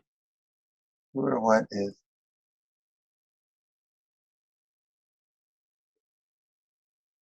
I feel like we know the answer to all. I guess who or what caused the situation? Yeah, I think that actually might be the most telling question to ask, because you could ask, you're kind of like trying to figure out like, why did this pretech vault? Yeah, what's up with all that stuff? Right. How did it happen? And I think your guess, because like based on the stuff that you've worked with, right? And the pretech stuff that you've had to deal with, I think you get the sense that a lot of this stuff was kind of like set on a lockdown mode when whatever happened to make the people die on this planet happened. A lot of these pretech cities were basically like, okay, we're going to lock all of our valuables in the safe and then set it for 1,000 years unless you have the password, right? That sort of thing. And your guess is what probably happened is this vault was there for a long time and then randomly it opened probably recently because the timer ended on whoever put it there originally. And you guess that because of the stuff you've had to deal with other pretech city salvage places, is there's a lot of stuff like that where it's like, well, we could get into the vault if we had the password or if we wait 200 more years, right? Maybe it's like in the different time zones they've been unlocking, and then they unlocked in the previous time zone in this planet. Oh yeah, has been unlocked, and so it makes sense that, or it would follow that it would have done that at some point. Yeah, that makes sense. Yeah, something like that. Which also means that we could be seeing more stuff unlocking in the future, even soon, or something like that. Can I scan the area for? Okay, wild case. Can I scan the area to see if there's a door that would open, and I could just open the door remotely? Door to what? Like to the vault? To the vault? Like a different door? Yeah, like because if we're sitting on top of this technological area, Is there another there's entrance? like like maybe there's an airport entrance or something like that. Exactly. I'm just thinking crazy here. Yeah, no, So that makes total sense. Do If access. I can open the door and then people would obviously fall in or have to move out of the way. Yeah, so I think earthquake. what's probably happening here, They're right, either going to is freak out and run away, or they're going to come at us with sticks and try and kill us. yeah, I think what Victor's thinking. Rely on Noah. what Victor's probably thinking here, right, is like, okay, so we're in this situation. These people are obviously like religiously worshiping these things. They probably don't actually open the vault themselves a lot, though, right? Because there's probably, again, like this from what you've heard, it's probably like a secret, like special sanctuary where only a few select people can go. And so you're like, we could go talk to all of these tribesmen and like negotiate with the whole thing, and then eventually get to the middle of the tribe and then be let in, or I could just see if there's another door, right? And then we could just be like, yeah, no, we're prophets of the tech god. Get out of the way. or just do the C3PO thing and be their god. Yeah. Well, I mean, honestly, if you came out of the vault with pretech or something and then went back to the tribe, you could be like, we are the prophets, we are the gods. Yeah. I think it'd be. So can we go back in character? Yeah, go ahead. I've been thinking in character, so I figured. Oh, well, no, but I mean, I'm just thinking like. Mm-hmm. So Noah says, "Why don't you tell them that we also like their rock god and that we want to worship him too?"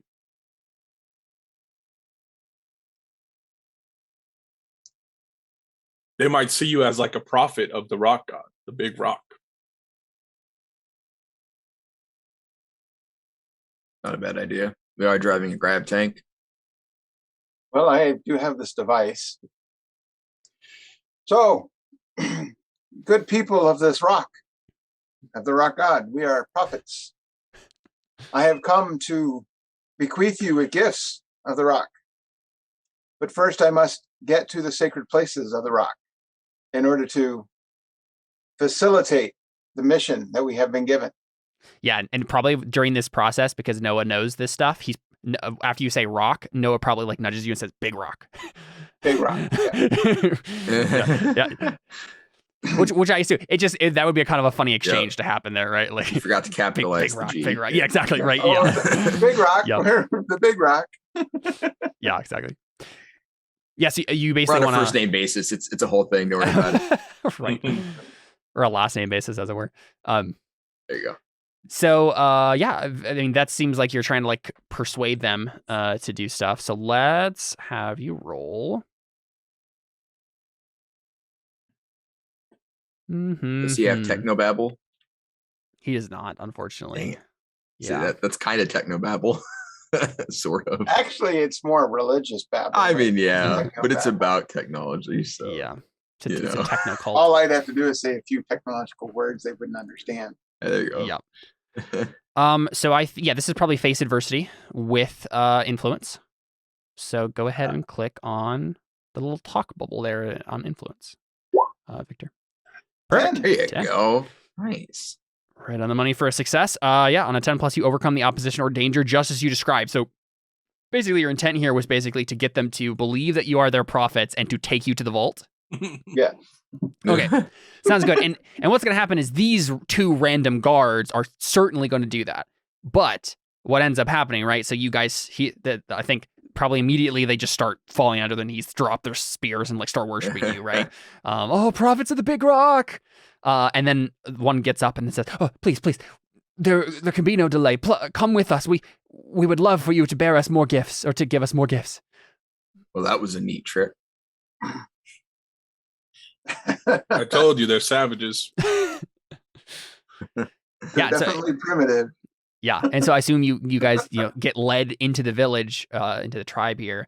But then obviously what ends up happening is some guy who's obviously in like some sort of priest garb, right? So he has a giant feather headdress and is wearing holding like Victor. It is actually Victor. I want you to roll in assess with expertise here. So yeah, roll expertise. You might be able to recognize the thing this guy's using as a staff. Yes, 12. certain. Oh Man, my gosh, dude, these on rolls. fire. We're gonna get ruined later when we're trying not to die. Yeah. Okay, So- I have a -1 physique, so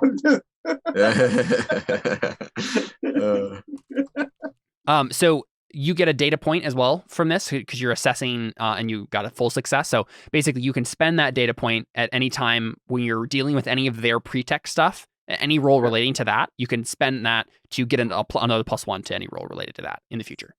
And I went ahead and put that in your little data point thing on your sheet there. And so you recognize this.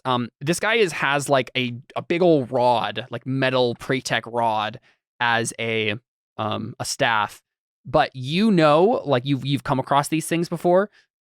Basically, one of these things could heat an entire neighborhood. It's like literally just like this super rare alloy of metal or something that like is super conductive with heat or whatever it does to basically, if you put it in the right machine, it literally can like almost self-sustainably just by itself heat an entire neighborhood's worth of like buildings. And this guy is using it as like a Rafiki staff. Heat it, I think. did you say heat or feed? Heat. Heat. So if it's cold, But so you also know, Victor, from that roll, right? If you were to press the certain button on it, that like I think maybe like the bottom of the rod, like you have to like pull it out a little bit and then twist it a certain way. If you did that, it would immediately send off a heat wave that would probably give everyone in a certain radius like 3rd-degree burns. Just like how powerful it is. It's supposed to, right? It's supposed to be in a particular machine that like regulates it. OSHA But would like have a nightmare. this guy is literally just holding it as like a staff, and for some reason he hasn't actually triggered it yet. Maybe it might be like inert or something. You don't know, but you at least recognize what that is. Needs a fingerprint. Something like that. Yeah, you don't know. But yeah, so this guy comes before you, right? Sure. I'll lean over to both Noah and Wayne and just simply say, that staff is very dangerous. It could cause 3rd-degree burns on everyone here if mishandled. Just letting you know. And continue on. That's good to know. Okay. I think Noah shrugs and says, huh, just like I expected. Savages. Noah's favorite word. I just shut the visor on my sealed power armor. Yeah. If it can handle space radiation, hopefully I'll be okay. Yeah, you'll probably be fine, Wayne. I assume you also right. I assume you also brought three of the soldiers with you since you. Yeah. Yeah. They don't have sealed armor though, so They do not. No. Would my Cool. suit protect me? And I PBA assume it's a suit? 360-degree radius, right? Something. Yeah. For sure. No one's protected from the center on out. No. Yeah. Yeah. I think you would probably have protection against it, Noah, but it would still probably hurt you. I think Wayne would not have to worry about it at all. Just heat wouldn't do much to his power armor, but for the rest of you, yeah, you'll have to make some sort of roll if it goes off. But yeah, so this guy comes before you and like is waving this rod around, and he has like tied a bunch of feathers to it or whatever, right? And he says, "What is this? You have come to the center of the people of the Big Rock, and you have trespassed on holy ground." And then the guards are eyes wide, like, no, you don't understand. And are like mumbling over themselves, trying to explain.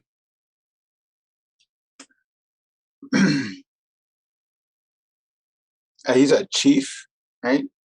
He's like, you think he's maybe like a priest or something? Maybe both. You don't know. Like it might just be both, right? Well, in our, we didn't have much conversation, but I'm assuming that the guards would have told us who it is that we are actually going to be going to, or did he just? Well, so that's the thing. The guards themselves kind of assumed like, oh, we're just going to take you right to the vault because you guys are prophets. We should know. Yeah, exactly. And so they're kind of looking to you guys now to just already know who this guy is and be able to tell him off. Noah, if you want to, since you're familiar with these tribesmen, you can make another assess roll to like know about their social structure if you want. Yes, I would like to do that because I think I have an idea of what I could tell Victor to tell that guy? Yeah. So go ahead and roll expertise then. 9. Okay. Same thing. So you can reveal interesting information, but it's not immediately helpful information. So yeah, you can't know anything like particularly helpful about the fact that this guy is either a chief or a priest or both, but you can tell him which one it is.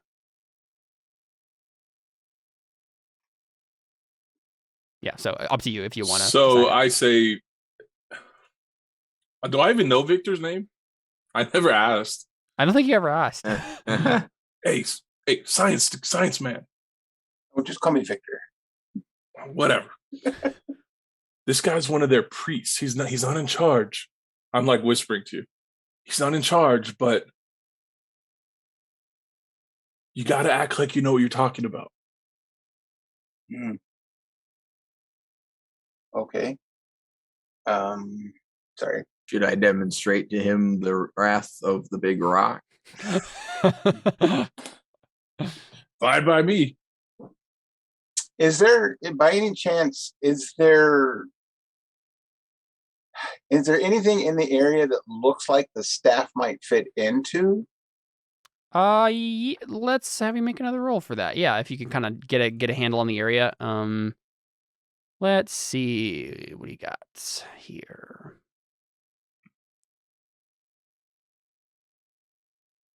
Oh, I forgot you had the move Education. When you gain one or more data points about a subject, each ally that was present or involved also gains a data point about the subject. So, yeah, because Victor let you guys know about the pretext thing that he was holding, go ahead and add a data point to where it says that on the sheet there, below assets. 1 data point about the pretext stuff that these guys have. So anything related to that. Cool. Where is this? Right below the front. Yeah, the bottom of the little box that says data points. What do I put in there? Just a 1? Yeah, you can just put 1 in there. Yeah. Just that you have 1, because you can add a +1 to a roll that relates to that I knowledge, see. and then you can spend it. Yeah, as long as it relates to the pretext stuff that they have, you can add that. So if you're gonna try to dodge out of the way of the heat blast, right? You could use that point there. Yeah. Well, my idea is if I can see where if there's an actual place where that would fit in to activate the heating section of it, not the other part of it. The idea would be to prove to him to be a prophet by taking the staff and putting it into the pretech device to activate the heating system. Right. And it might start glowing or something. Yeah, exactly. Well, at least everybody will be warmer. Yeah, everyone will get warm. Well, so in this part of the planet, that's not really an issue. So you might be able to rig it. Warm. You might be able to rig it to make it cooler. Honestly, that's Victor. Yeah. If you fiddle with it a little bit. But yeah, so go ahead and roll another assessment with expertise. Yeah, so roll expertise there. Oh, an 8 partial. Right. Only partial. So yeah, not a data point here, but you can reveal interesting information. Okay, so let's see. I don't think there is, because this would be stuff that they got from underground, right? From that vault, probably. So if it was anywhere, it would be there.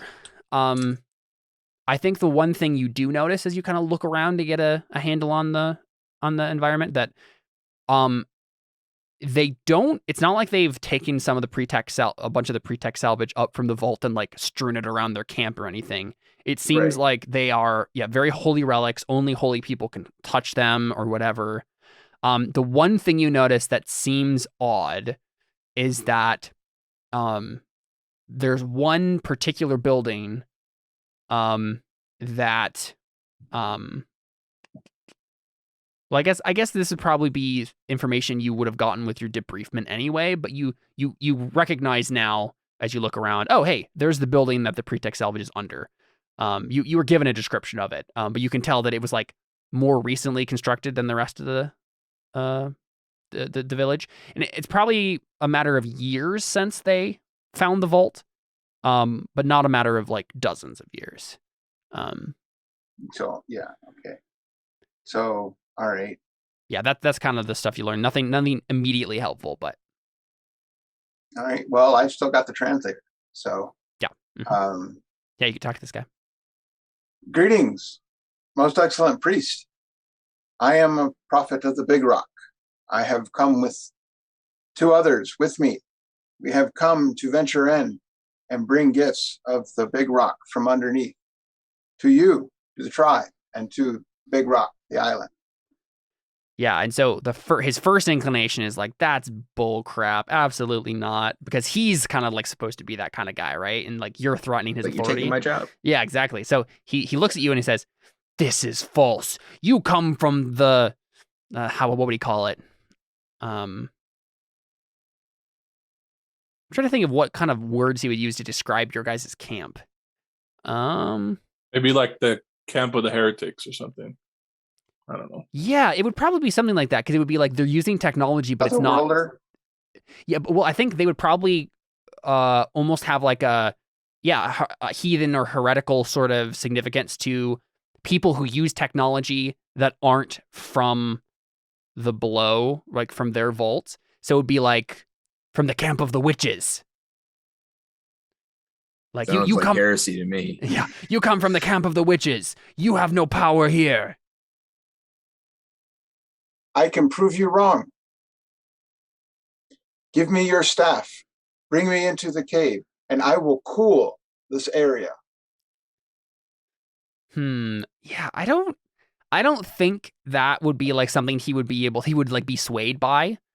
So I think it, like, you know, there could be more of a conversation where you get him into a point where he would consider that. But I was gonna interject and Yeah, can the translator translate for anybody or only the guy who's holding it? sure, yeah, So like if I start talking, the guy will hear me.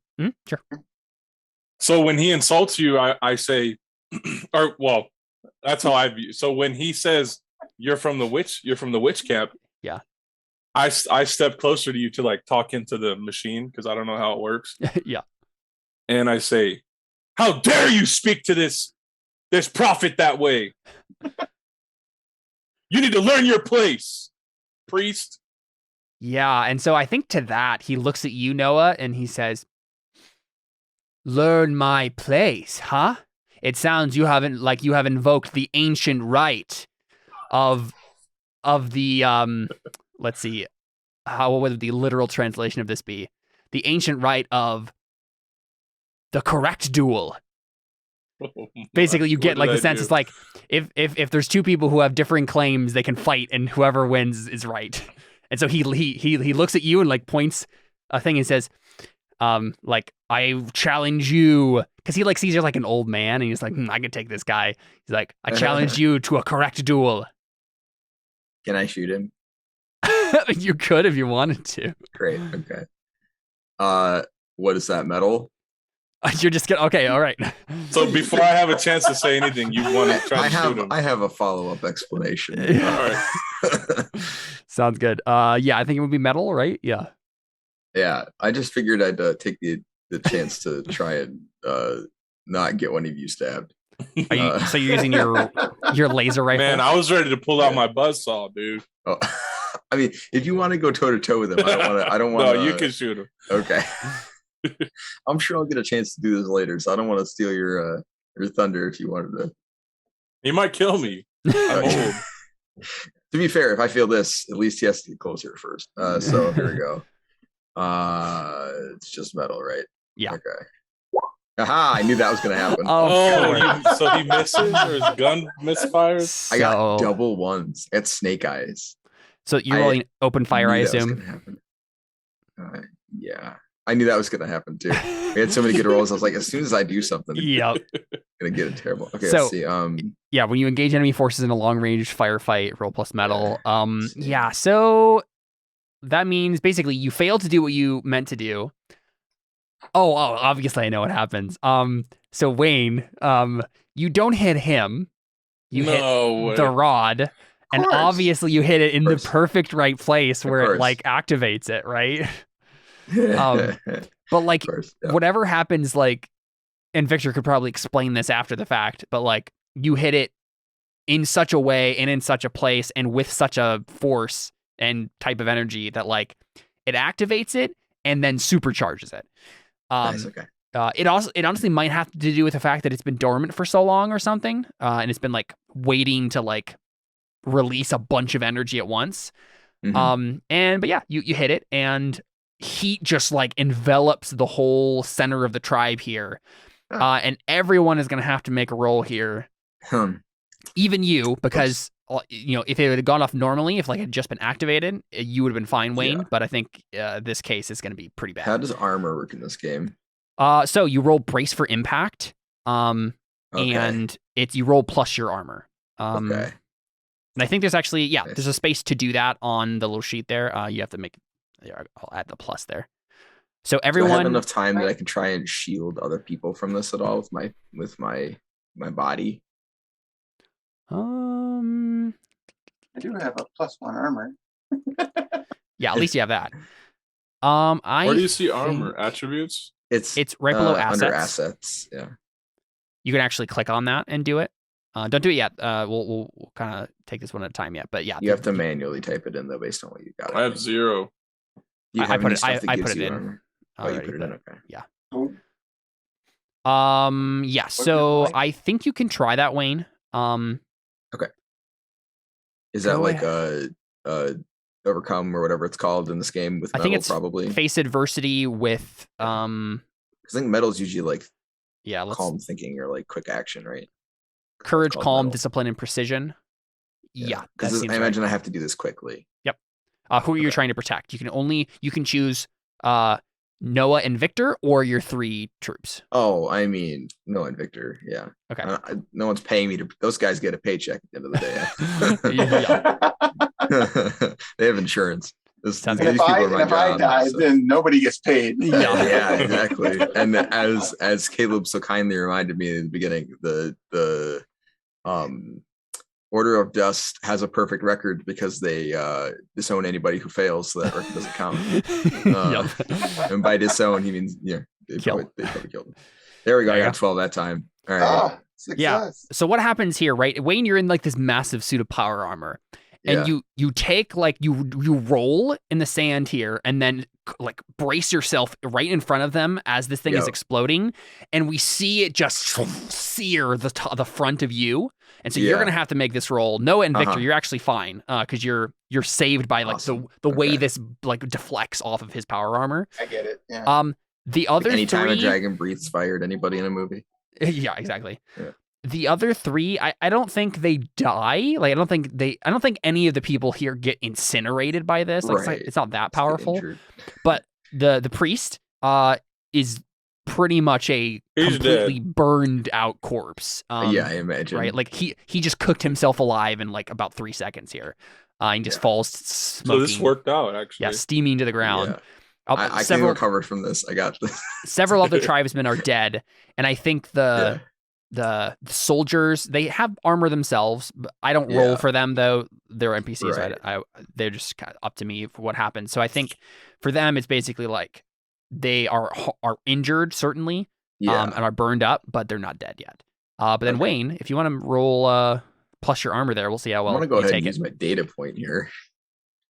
I don't think it's possible for me to fail this.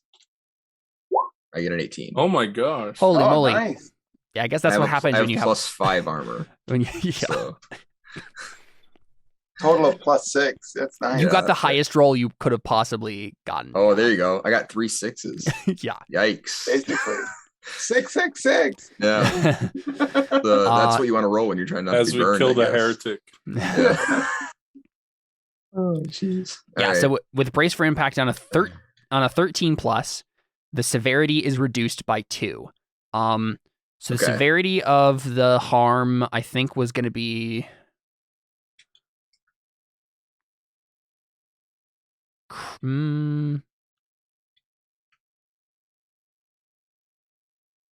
I'll be kind. I think it was severe, so it's actually only minor now. Okay. So for you, what does it say about minor injuries? Yeah. So basically, you have a burn, right? You're hot. Okay. You've been burned, but not like super bad. Right. Like you have a bad sunburn now. Yeah, pretty much. Okay. I'm curious,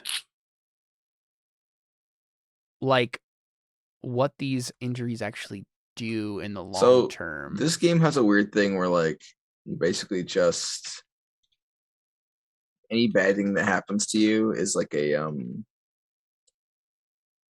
like a narrative penalty, I think. I remember it being weirdly like you could just be really messed up and it didn't really do anything.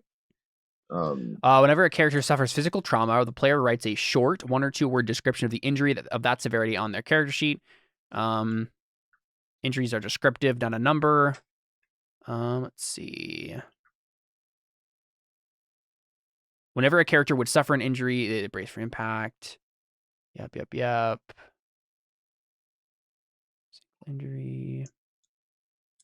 Yep. A character can only have 1 single injury of each severity, so there's at least that we know for sure. Unless you're tough. Yes. Which I am not. Other than that, there's abilities which actually do more things. Natural recovery. Yeah, I honestly... Oh, yeah, here we go. Natural recovery after a few hours, treated by a few minutes, patch up. So honestly, someone with expertise could roll here after like the situation and like heal his, like put some sort of techno salve on him and like heal it. I think the debilities are the... Yeah, that's what it is. So injuries themselves don't actually do any narrative thing, David, except for what would make sense in the fiction. Debilities are the costs or consequences of failed or partially successful moves. Unlike injuries, the source of debilities are much more varied. Whenever a character suffers a crippling effect, blah, blah, blah, blah, blah. Minor debilities. Right, you have to roll to like resist it first. Yeah, whenever you do something that would... exactly, yeah. Okay, cool. So after I do this, I whip around and through gritted teeth, I like yell, like so hopefully his pad is still working because I protected it. Oh yeah. And I yelled like, how to say this. Basically, the prophet doesn't have to abide by petty, rituals. Squabble. Yeah, rituals. Exactly.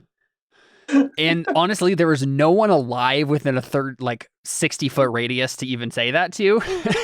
Okay, well, I turn around and say that, and it translates to a bunch of dead people. I'm like, oh, okay. And then I think like a one person like looks out of their little window of their little hut and like does the whatever their equivalent of like white flag we surrender like. Oh, okay. But like they kind of like look out and they're just like, we will take you to the vault now. And then we just like hard cut from there to like the actual like vault door, right? Yeah. So yeah, I think if possible, I'd like to try and be patched up or patch up my soldiers as we're going. Like I want to try and just like as we're going, just do basic first aid, try and like apply, whatever modern futuristic salves we have or whatever. You can do that to yourself, basically. Yeah, just like when we cut, like I want it to be like, we're sort of being patched up. Sure. As we're going. Use essential oils. Exactly. I have a thermal regenerator if you'd like. Yeah, I was gonna say, is anybody better at expertise than I am? I've got one, but Victor is better. I have 2. Victor and Noah. Okay. I have an expertise of 2. Oh, nice. You guys are experts. Well, I kind of don't expect that Noah would probably care too much about patching us up. As opposed to I could repair your armor though. I could repair stuff. I'm kind-hearted enough to help you guys out. That was my thought. I think I don't know how armor gets damaged actually. But if it does, I will remember that. But I don't know how. I know it does. Yeah. Yeah. Well, I mean, if it does in the narrative, I don't know how it does mechanically. Well, it's got nanites that self-regenerate. That'd be nice. That doesn't though. That would probably be the kind of armor you'd want. Otherwise, you'd have to take it in to have it repaired. Right. Yeah, I think it would probably just be a GM move of mine of like, oh, hey, you failed this roll. Look, some of your armor is broken now. Right. But yeah, so patch up. Victor, if you want to roll expertise to patch him up, yeah, we can do that. I failed. Oh, no. Sorry. Okay, cool. My device doesn't work. Yeah, so I'm curious why. Let's think about this. I need to look. What if someone gets it? Wait, isn't there like a an after the roll help in this game? Is this someone gets involved? Oh, Question mark? yes. Yeah. Yeah, Noah, yeah. do you want Does to it work? do this, Noah? Maybe you see that Victor is applying this all wrong, and you're just like, like, and you step in and try to like fix it yourself. Sorry, I got up because the car alarm was going off. What did I miss? Oh, so Victor failed. Sorry. No, you're No fine. problem. Victor failed his patch up roll. But there's also a thing in the game where you can help another person with a roll.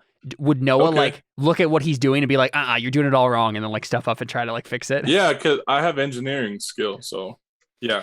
You just have expertise, so right, you can be good at, Okay. and you're like a survivalist, so I assume you're also good at just like patching people up like health wise too. Maybe say, like dude. he has a thing, what you can tell it's expired or something. So what do I roll? I can say Process expertise, yeah. There you go. That's better. And I think that lets you improve his success or his failed to partial success. Isn't It that does how indeed. works? Yep. Mhm. Okay. Yeah. On a 10 Which, plus, in that you can case- turn a failure into a partial success. Yes. Awesome. So a partial And success for yes. patch up is choose one, but you've reached the limit of what you can do. You cannot reattempt to patch up the subject for now. Treat a single minor injury. So that's all you really need to do. So Yeah, no basically. real Cool. downsides to this. It was pretty Awesome. minor. So All right. Yeah. Thank you. Thanks to both of you. Covered for my gaff. Are you talking my ear off when we cut? Are you like you're an idiot? No. well, Okay. I was probably Noah is though. Mhm. No. Victor's too probably busy giving trying you to figure things out. biscuits.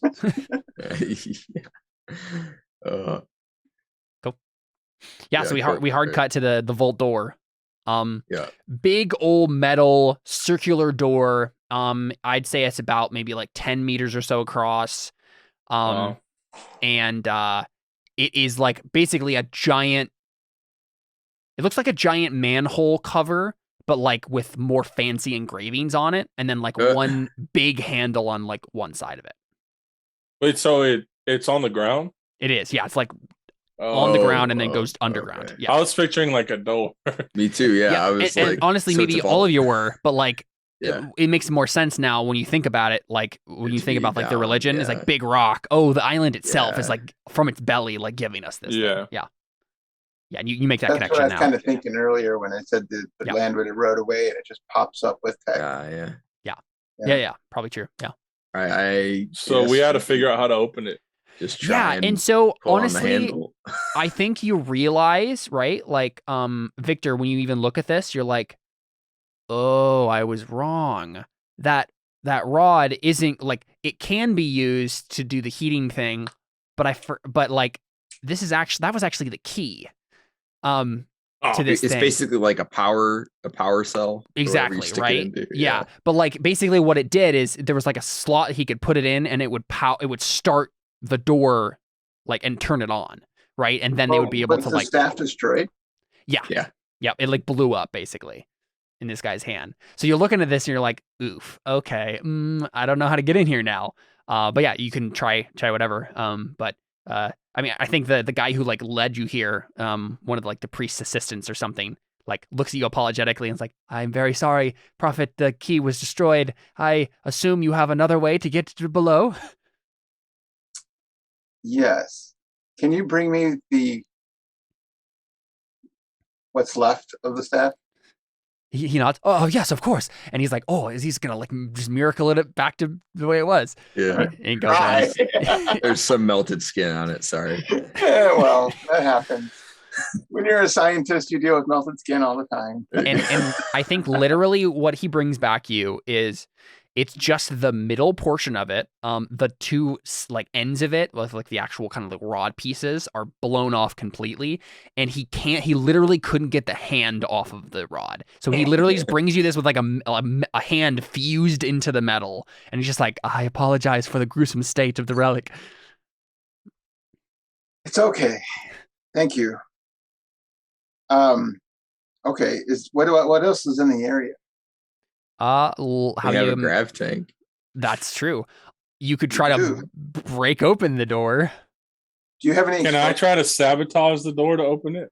Is that a Oh thing? yeah, you do have a move for that, don't you? I have dismantle. I could dismantle the door. You just take the screws out. It's fine. Oh yeah, yes. Dismantle is the move you want here. When forcefully dismantling, demolishing, or breaking something, roll plus physique. Yeah. So Noah, do you literally want to just be so like he's talking to the priest boy helper, and I walk over to the port where the staff should go in, and then I go and I pop out my buzzsaw. Yeah. And then I roll. What do I roll? Physique. I think it was, yeah. So, okay. There you go. Partial success. On a 7 and 9, choose one of that list. If you can see that in the skills there. It doesn't take very long. Okay. That means it does attract too much attention. You can't recover useful components. You can't rebuild or reassemble it. And you don't get a data point about it. That's fine. That's fine. Yeah, I just want to get in. Yeah. So I pop out my buzzsaw and I start cutting into the mechanism. So I think what you do know, you kind of do this accidentally. But what you do is you just start like it doesn't if Victor was to like look into this keyhole here, right? He'd be like, this is not going to do anything. Like you buzzsaw into this thing, absolutely not. But we see like we kind of zoom in closely, the shot does, and we see the buzzsaw like cut into the metal a little bit, and then we see underneath it there's like some sort of like kind of transparent liquidy like filled like a little cord filled with some sort of liquid. And you accidentally cut into this thing and it just explodes. Right? Like you cut into some very volatile like liquid that is extremely flammable. Noah is completely fine because of luck, right? Because of pure luck and the way this move works. But like it literally just explodes. Metal just flies everywhere. I think it's literally like to the point where like Victor, as you're like talking to the little boy priest, like assistant guy, the little boy, he's not like a little boy. He's like maybe like 15 or something. He gets completely just killed by a bunch of flying door that just slams into him, slams him against a tree and just squishes him. Gruesome. And like he had just like handed you this thing, and then Wayne, I think we get a moment where like a manhole sized shard of metal like flies right in front of your visor. Jeez. And it just like sinks into a rock like almost all the way in and like cracks it. And everyone is just like, we all should have just died there, but then no one did except for that one like assistant. No one did. It's fine. Exactly. Yeah. But yeah, it's like there's a big hole in part of it now. Man. And then I look over and say, well, I got the door open. And you probably say it like way too loud because your ears are still ringing. Yeah. I think at this point, I'm going to turn to both these men and go, can we avoid all this carnage? We want to save the tech, not destroy it. I just haven't even intentionally killed anyone. Well, he tried to kill someone. Yeah. I'm not even worried about the tribes people. I'm more worried about the tech. I just look at you and I click a thing in my ear and I say, never mind, we don't need the tank. Yeah. That's awesome. Yeah, it's dark below, but the way is open technically, and you see like a ladder, like a service ladder that leads down. Oh, it's got flashlights. Here we go. Yeah, so we see you guys turn on your like, probably like headset flashlight things and like start going down. We got the visors. It probably just takes the collective light and just amplifies it. Or something like that. Yeah. So I'll head down.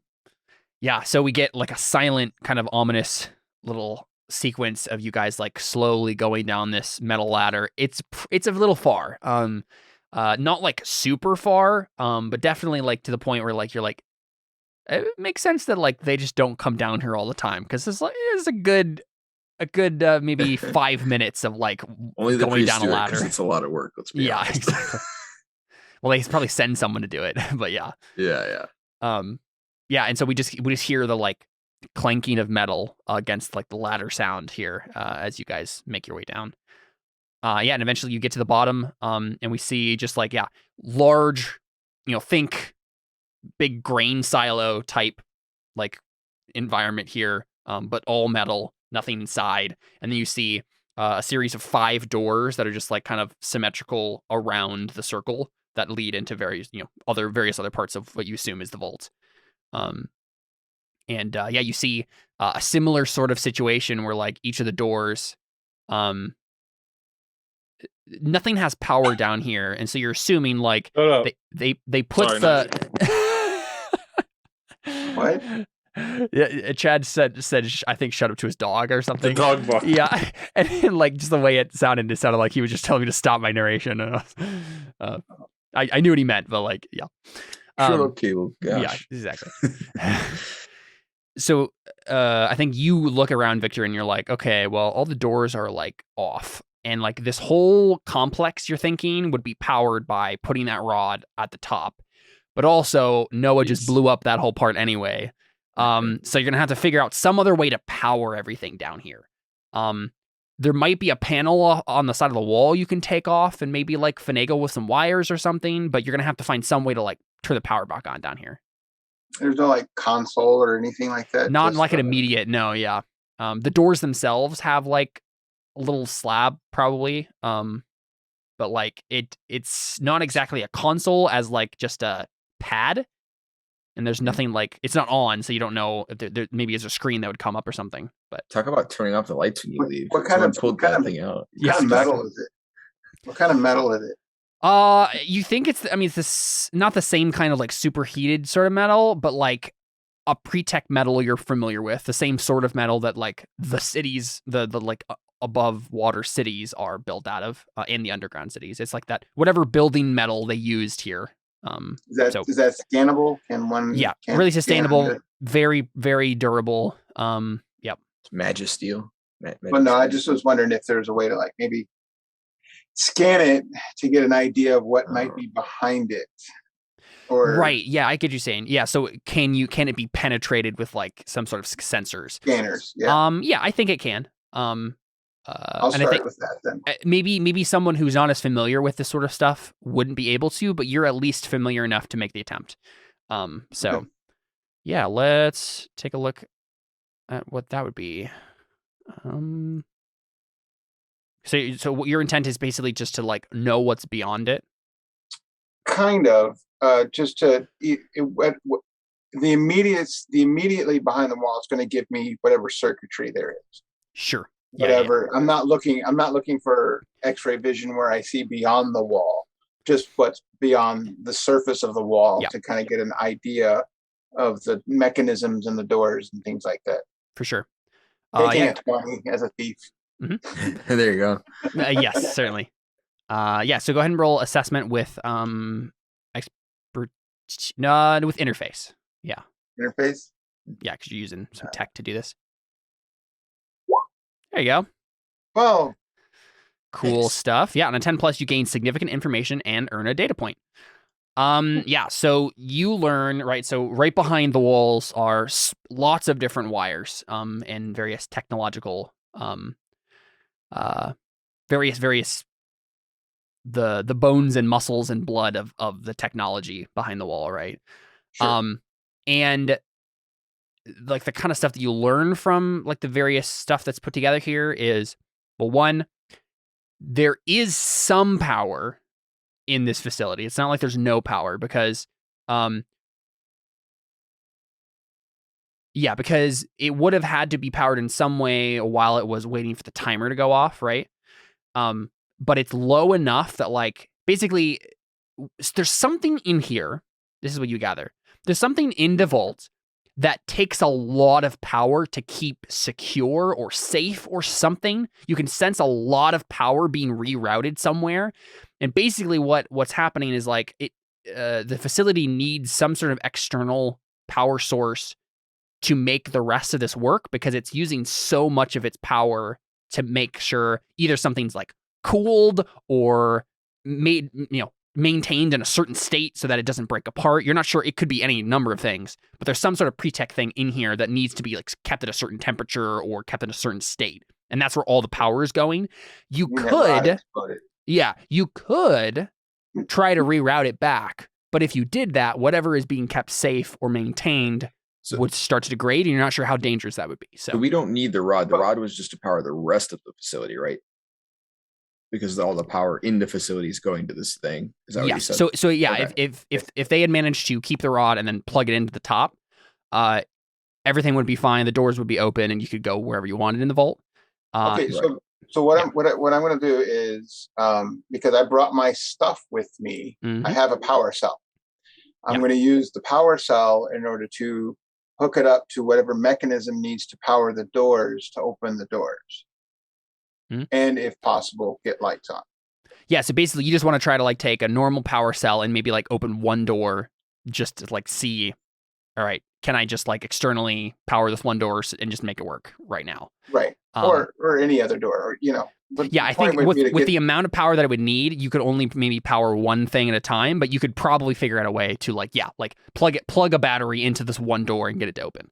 Okay. So let's have you roll interface to access. When you're trying to access a locked, protected system or network, roll plus interface.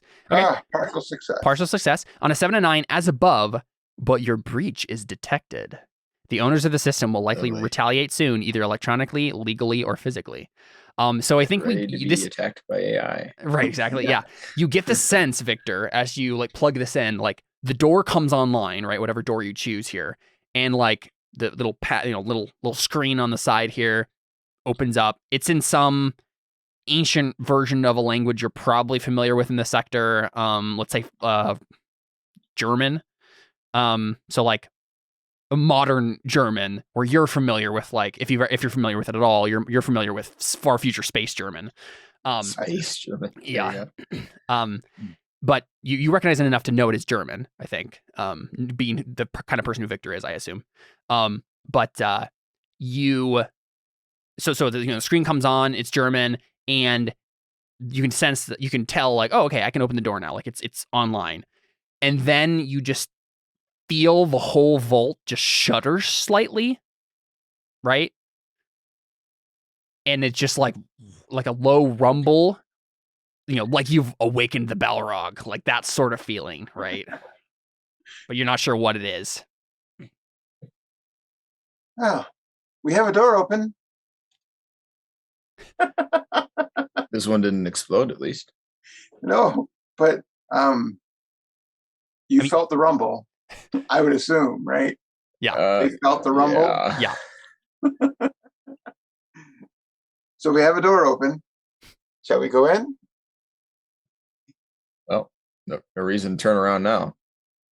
Is there a way to jimmy the door so it stays open? If you leave the power cell here, yeah. I turn around and say, "Hey, Jimmy, stay in the door." No, I'm kidding. Yeah, the way the vault works, like if you unplugged the power cell at all, the door would automatically use emergency power to shut itself. Like it's made to do that. But if you kept the power cell here and like made it still be online, you could keep it open as long as you want, as long as the battery lasts at least. Okay. But knowing what you know with the power cell, it should last for a while. So. All right, we'll leave the power cell. Cool. Yeah. Yeah, and so long hallway leads to some unknown region of the vault here. I assume you guys start filing in. Does Wayne and his soldiers take the lead, I assume? Yeah, it's probably good. Yeah, what's Noah thinking about all this? Yep. I think at this point I'm just irritated and waiting for something else to go wrong. Yeah, you're like, I'm waiting for it. Right, something else is gonna go wrong. Yeah. Cool. Yeah, I mean, you also felt the rumble too, so I don't know if Noah has a comment about that either, but no. Yeah, sounds good.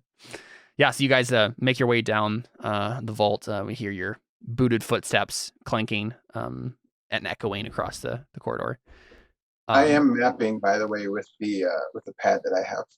Okay, yeah, you're mapping the route as you go through it. Yeah, sure. Yep. And I think basically the corridor here is a long series of doors, right? It is a vault in the very literal sense of the word, right? A bunch of vault chambers on the side with various labels in German that some are, I think some of these doors are like actually have like written labels on the top. A couple of the other ones don't, but you're thinking if you turn on the screen on the door, it would give you some sort of indication of what's inside. And then I don't know if you try any of those doors, or it's a long corridor. But yeah. Well, yeah, I suppose with the translator, I could just scan the German to translate what's in German into language we understand. Yeah, so you want to start translating the doors as you go by? Yeah, I mean, we need to know what's in the doors because we're looking for pretech. That's our job, right? Yeah. So there's a lot of doors. We're just going to go door by. I would assume we'd go door by door, checking all the doors, finding out what's behind it, open see if there's any that are open, and investigate. Yeah, so we just do dungeon crawl here. Start on the left, go door by door, just like try to map out the whole thing. And so you get the same sort of situation with these doors, right? Like they need power to turn on. There's power that needs to be rerouted here. I don't know how many power cells you have. I would assume you would at least have one more. So I think it's probably fine that like as long as you take that one with you and unplug it from the door every time, you can repeat that trick over and over again as you go through each of the doors, right? Which I assume would get easier each application. Yeah. Mm-hmm. And I just try to dismantle every door. Oh yeah, I know you could just try to like make it so that the doors will just stay open. Certainly. Would that work for dismantle? I think so. Yeah. Yeah, I could open it and then you could dismantle it so it stays open. Yeah. Yeah. So can you open every door, or are we only opening ones? Yeah. So I think have something important behind. I think the roll will ride here, right? So Victor succeeded on making that first one go. And it's going to work the same way every time. He can't leave them open. He has to power them with the cell. But if you want to make this roll now, we can. If you succeed, we can say that you guys systematically go door by door, turn it on, jam it so it stays open, and then go to the next one. Yeah, I'll do that. I'll roll for that. Yeah, I'll use my data point too. Okay, yeah. Roll for physique then. Physique. Oh! Man, even with a data point, it's still a failure, my friend. Oh, you got the lowest possible roll you could have gotten. Dang. Wait, so is this something I could help with? Yeah, if you have physique. I mean it. You and the 3 men that are with you. If by have you mean don't have 0 or don't have negative, then yes. Also, don't operatives like give you dice for stuff or something? They must give you something. I think they do. I'm pretty sure they give you bonuses for something. Yeah, let's see what. I can't remember. You figure that out. I'm going to go step away for a moment. Yeah, go ahead. Let's see. Crew.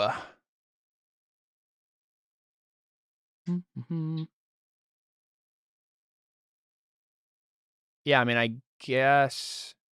Oh, yeah, because you have them. They have like upgrades and stuff. They have like a type of thing they're good at. Right.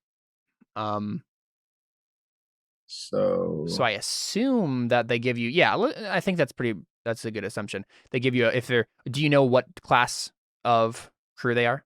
Like class 1? I mean, they're soldiers, but I imagine pretty much anybody can help me like with a physical, right? But I guess this just means that they'll give you a +1. Okay, gotcha. That's better than what I had. So yeah, here we go. I got an 11, so I can make that failure a partial success. There we go. Indeed. Yeah, so same choice then, Noah. You can choose. It doesn't take very long. It doesn't attract too much attention, so on and so forth. Chad. Sorry, I was distracted. You're good. I used your character name again, so. What did you say? The soldiers help you do this, help you dismantle you if you tell them what to do and like jam it and stuff. Mm-hmm. So you can choose it's a 7 and 9 now instead. So you can choose one of those options. I choose.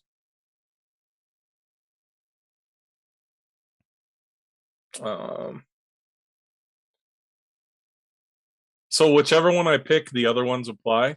The opposite. Yeah, you're picking whatever you pick means the other ones are you don't get, and that they are bad.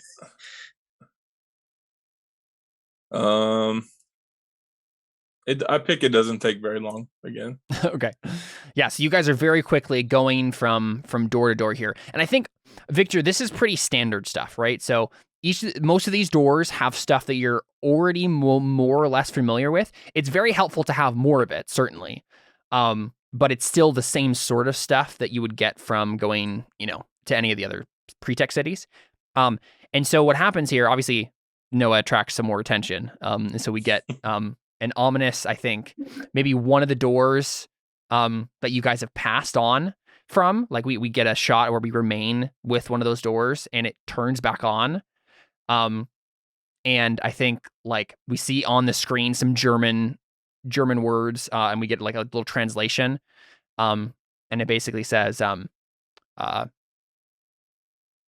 let's see, what would it say? It would say, locating weak point. And so there's something going on in the system that's like noticed you and like is trying to counteract what you're doing here. And so we just get that kind of like ominous thing that you guys don't notice, but because you passed on. But we know that something bad is happening in the background. And so basically what happens here is you go down the long corridor, you scavenge a bunch of supplies, right? Lots of stuff you can pick through and find out how it works. Honestly, too much to carry at once at this point. But if it's okay, the door's not going to close on us again. Right. Sure, yeah. I mean the front door. The front door. Certainly.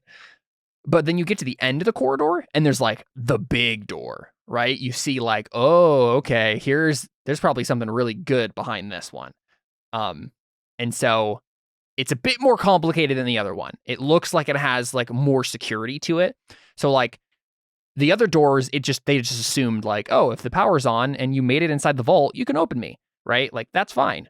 But this door has like extra layers of security that you'll have to bypass. So you can plug in your energy cell to it and it turns on. But like you can tell there's like extra steps here. This is maybe someone's personal vault or something like that. That like they put specific things behind and then double locked. But yeah, you'll have to roll again to try to access that if you want to. How do I use a piece of junk proves pivotal? How do I do that? So that's actually like the thing that you want to have happen. So if that happens in the story, you get XP. So it's not like a thing you use, it's the thing you want to have. Yeah, have any of those triggers happened yet? I always forget about them. We blew something up. Was that one of them? The problem was solved with firepower. Oh yes, that is true. Yeah, so everyone can mark one XP at least. Yeah. How many XP do you need to level up? I think it's either 3 or 4, because I remember either thinking that you could level up in the first session or that you could just barely not level up with the first session. I can't remember which.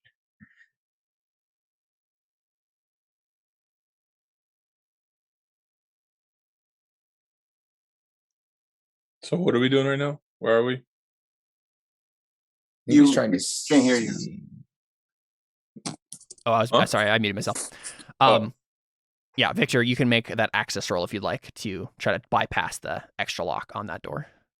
Can I scan the door first just to Sure, yeah. Yep. Get a bonus or something like that for traps? Yeah, so go ahead and roll assessment with interface. 7, partial success. Yeah, so again, interesting information about it, but not a data point. So no actual +1 on this roll, but I'll give you some information on it. But beyond what you just learned, right? Like this is probably someone's and some sort of extra thing is behind here that's different from the rest of the vault. But the thing you figure out is like, oh, hey, by chance we just happened to stumble upon the vault that all the things are rerouting to. This is this vault. That's good. Can we open it?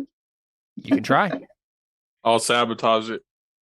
I'll add my 1 data point that I have to it just to help out. Sure, yeah.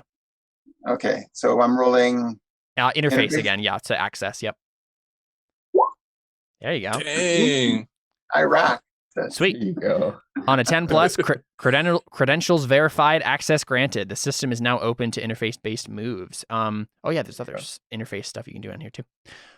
So door opens, right? Slides open. It's probably like I'm thinking like big gold dome with like an actual like crank like wheel thing that opens it up. But that like after you get through the security systems that actually like make it so you can do that. And so I assume Wayne probably like cranks it open and opens it up. I mean, I only have 0 physique. You're stronger than me. I have a -1 physique. What about I have Noah? one. I have okay, one. There you go. You're stronger than Plus I am. one. There you go. Noah cranks it open then. Yeah. I mean, I am in power armor, but it doesn't actually. I see you try to do it and you can't, and then I say, get out of the way. Maybe Wayne's like taking too long to like brace himself and like get ready and like make his Yeah. power armor do a specific thing. Is And pretty slow, yeah. yeah, and then Noah's just like, oh, I got it. Yeah, cool. Yeah, so you slide it open, and I think what is inside is row upon row of cryotubes. Oh boy. They're frosted over, so it's unclear what's actually inside them. But from any legends you've heard, this is like the sort of thing that people go to sleep in and wake up 100 years later, right? Right. This is what they use to do deep space missions. There are probably people in these, but there are like maybe not hundreds, but dozens of them in here. So and it's really cold, right? So like dry ice fog like seeps out when you open the door. So the island is a meteor. Ship. Say it again, Victor. We might actually be in a ship. Possibly, yeah. Yeah, I think crash on the planet. Well, I do imagine that if all the energy is routing here, wouldn't a spaceship need a core or something? I mean, it would. I can't imagine that it could route all the energy here and not be capable of flight. Well, with all of this, there's got to be a console somewhere. There's got to be some kind of definitely computer system that's set up around by that we could take a look at. Yeah, and Victor, based on what Wayne just said too, right? Like, that if they had just a couple of those rods, like they could probably power much more efficiently. Maybe there's only one rod left somewhere that's like powering the whole thing, and it's supposed to have like 5 or whatever, right? Right.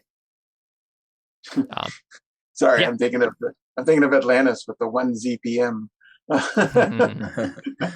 So we should try to figure out what's in the tubes. Yeah, you could go over to Well, that's why I want to look for a console, because usually the console will have that kind of information in it. Yeah. There's probably going up to the tube and possibly destroying it.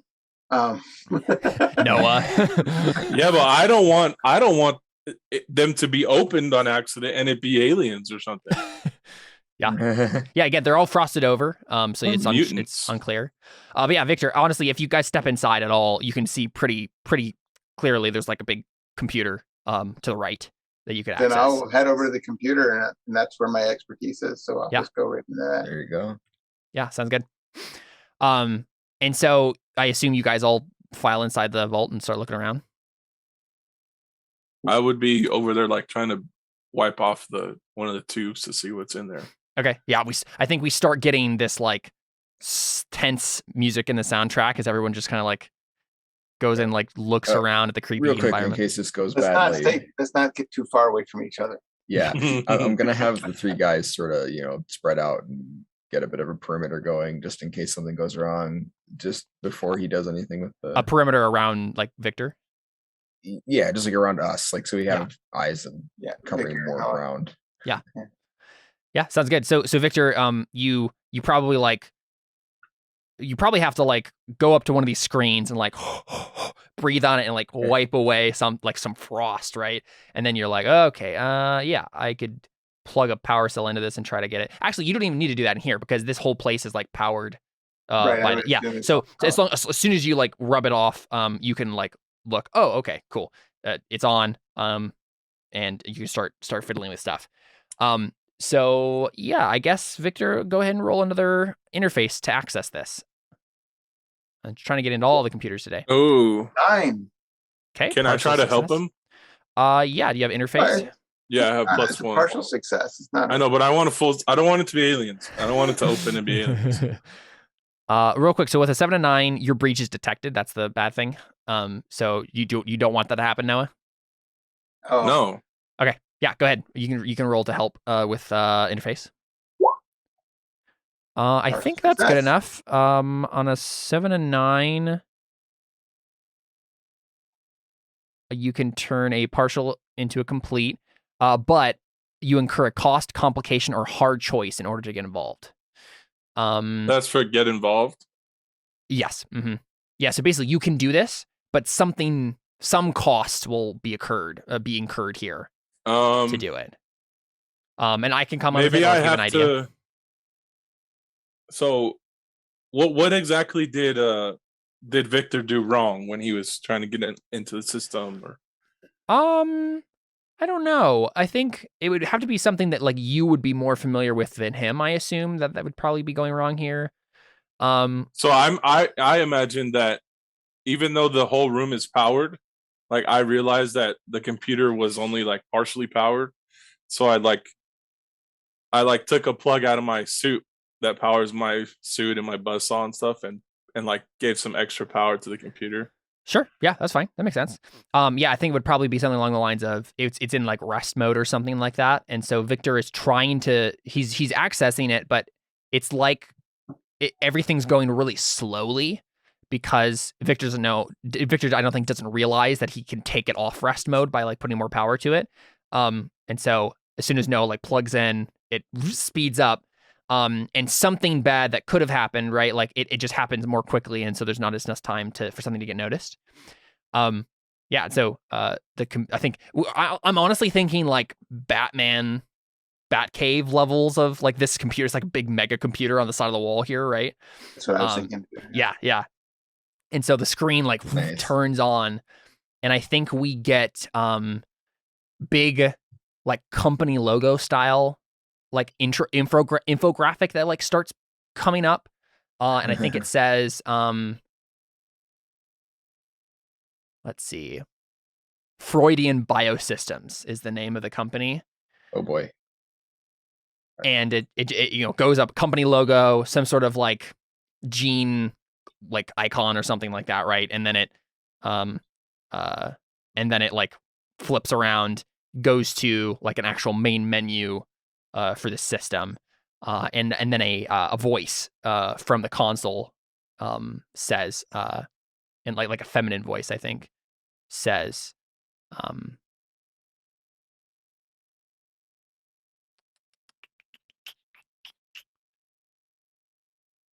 I'm just trying to think of what here. I'll generate a name quick.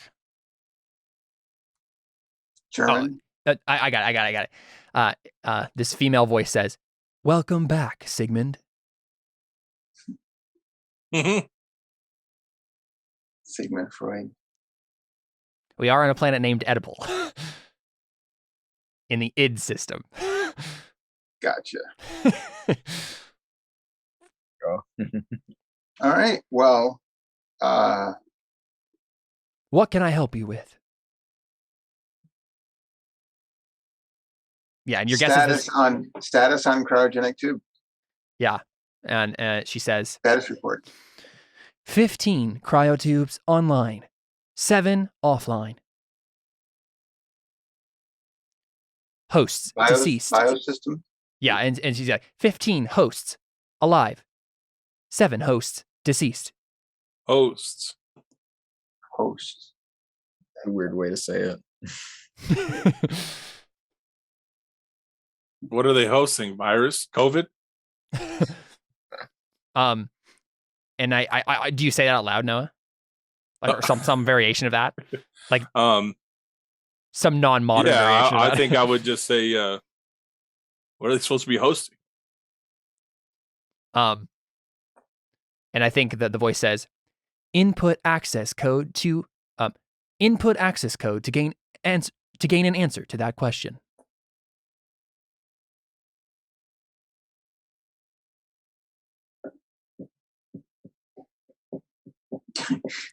Do you want to just put in like a 1, 2, 3, 4, 5, 6 or something? No. Yeah, there's obviously some sort of like security access that you still haven't gotten through to like learn more about the stuff. Right.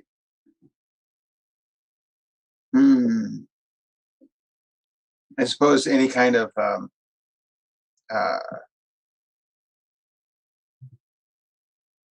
Can we get some kind of bio readouts Yeah, sure. on those that are still alive? Vitals steady.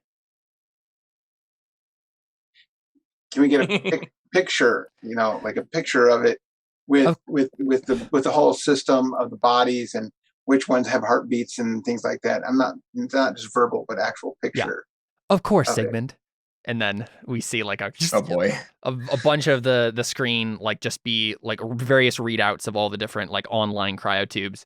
And yeah, like seems like it's all in German and you're having to like translate it piece at a time.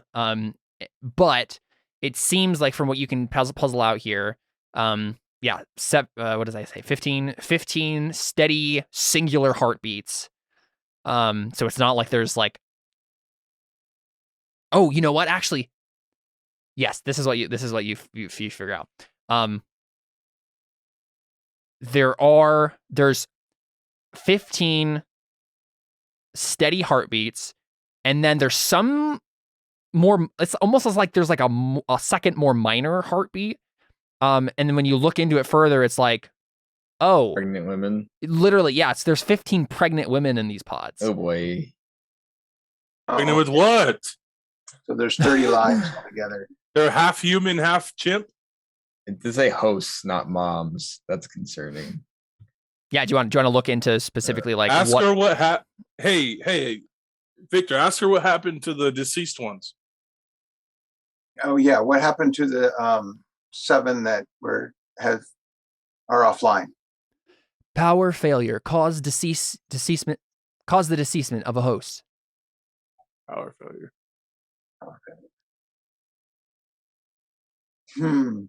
Location of power fault. What would they call this? Let's see.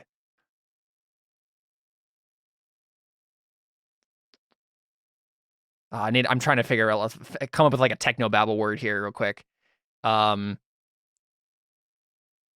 Cybanium power rod missing. Can we like search the room for the passcode? Yeah, did he write down his password on a little note? Hey, you never know. You can look around now if you want to. The status of the test subjects or parasites or whatever they want to call these things. Yeah, so I mean, if you try to probe any further into the vitals or anything about them, it gives you that access code again, right? Okay. Yeah, I couldn't remember what it was. It was actually blocked by the. Okay. Can I dismantle the computer? You could, but yeah, what were we saying? Okay, I want to search the room. Can I do that? Yeah, you can. Yeah. What do I roll? You're rolling an assess with, I assume, expertise. Yeah, that makes sense. So I'm searching the room to find. Yeah, what are you looking for? Either the passcode or something that might help us figure it out. So you're specifically interested though in like what these women are. Oh, nice! Holy crap! You got the highest roll you could get. Go. Nice. Yeah, so I think turns out it's on a sticky note under the chair. No, I don't think you find the access code. Because I knowing what I know about what it is, that you're not gonna find that in a sticky note, or anything like that. But and you also don't find like a missing compad that has like Sigmund's journal where he like talks about his passcode. I had to change the password last week. The new one is 474125. Exactly. Yeah, in every video game ever. But you do when you're looking around the cryotubes. They actually have names on them when you actually look closely, and they're human Earth names. They're German, but yeah, like, and then so it says like a woman's name, like a German woman's name, and then in subtext below that it says right, yeah, it says let's see, what would be ambiguous but still like revealing word here for this. We just talk about how concerning it is that whoever did this named themselves after Sigmund Freud. This can't end well. I don't. Yeah. The code is probably some psychobabble. Right. Like ego something. What was it? Yeah. Ego and some. What was the other one? Super ego and the id. Yeah. Yeah. The ego, the super ego, and the id. Yeah. I took a class on this in college. man. Let's see. It was interesting. I bet.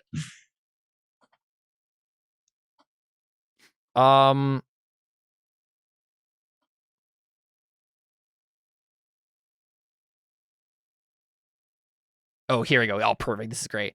So it says like Fraulein Greta, whatever, right? And then below it says Seedling 2. No, And then another one it says Seedling 5. Like Seedling. yeah, so still like it seems creepy. It might just be that this guy named it creepily and it's actually just normal humans, but it's like unless you pop one of these open, you might not know. Though seems like there are maybe the we deceased ones. Can we You can open a deceased pod? You could try, yeah. Can we look into a deceased pod first? Well, yeah. it should be unpowered, so Yeah. They shouldn't be frozen, right? Yeah, I think that's true, right? and so they might be skeletal at this point because of decay. Well, maybe we'll be able to see if What there's any other bones in there. Yeah, so They'd be small, yeah. it depends on what exactly the tubes would do unpowered. Like it might mummify them. Right. So, and I think that's probably what it is. I think like you look at them and it's obviously like a woman inside and they're wearing clothes and they're mummified. They have a slightly distended belly. So it looks like there's something underneath the mummified skin, right? That's like, like you could find, but like you'd have to pop it open to actually look. I want to cut one open. But I'll ask. A tube or a person? No, one of the dead women's belly. Oh, okay. You'd have to open the tube. Yeah. Yeah, and so if you go to Can I cut into it with my saw? I was gonna say if you go to like even like do that at all, the voice comes on, and is obviously like aware of this happening, and then says, dismantling of the tubes will engage security protocol 7-3. I think maybe Ask we her should- what that protocol is. I'm gonna guess it kills you. Yeah, it would be defense systems will engage and remove hostile intruders. Oh my gosh. Right.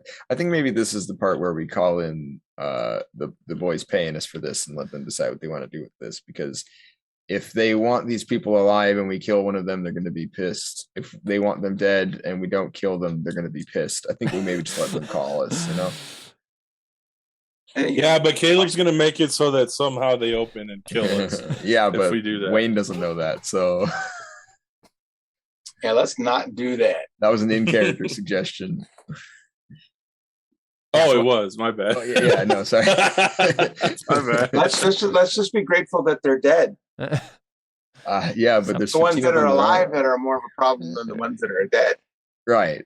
I'm just saying maybe we don't mess with any of them until we call the boys signing the check.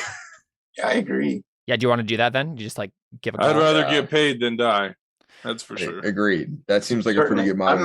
I'm not a doctor. I'm an analyst at best, and so this is far beyond. I mean, I could probably work on the tech and stuff like that. Maybe hack the system, but at this point, when you're dealing with bodies and stuff like this and cryogenically froze, that's going to be above my pay grade. I'm also a little concerned about the nomenclature involved here and the historical reference my character probably doesn't understand. So yeah, he just says the nomenclature here. Clearly going through a lot of work to not call these babies, and it's a little disconcerting. Yeah, and then I say, I don't even like people, and I wouldn't call a baby a seedling. Right. Yeah. I don't know. Has anybody got Athenians on speed dial? I mean, yeah, you have contact information for them. Right. So what someone are the grab out chances their we get a compad? cell signal down here? Maybe we have to like radio the tank, and then they'll send the signal or something. Yeah. I mean, the honestly, door's open. The hatch is open. There you go. So- But remember, we set So, off some. a couple we of set off things- that thing. real quick, a couple of things happen when you say these very damning statements. So when someone looks at their phone, you can see that there's zero signal, obviously. And then when Victor says, well, at least the hatch is open, that's obviously when it starts closing. Right. And then, of course, after all of that gets said and the tension starts like, oh crap, that's when the VI comes back on and says,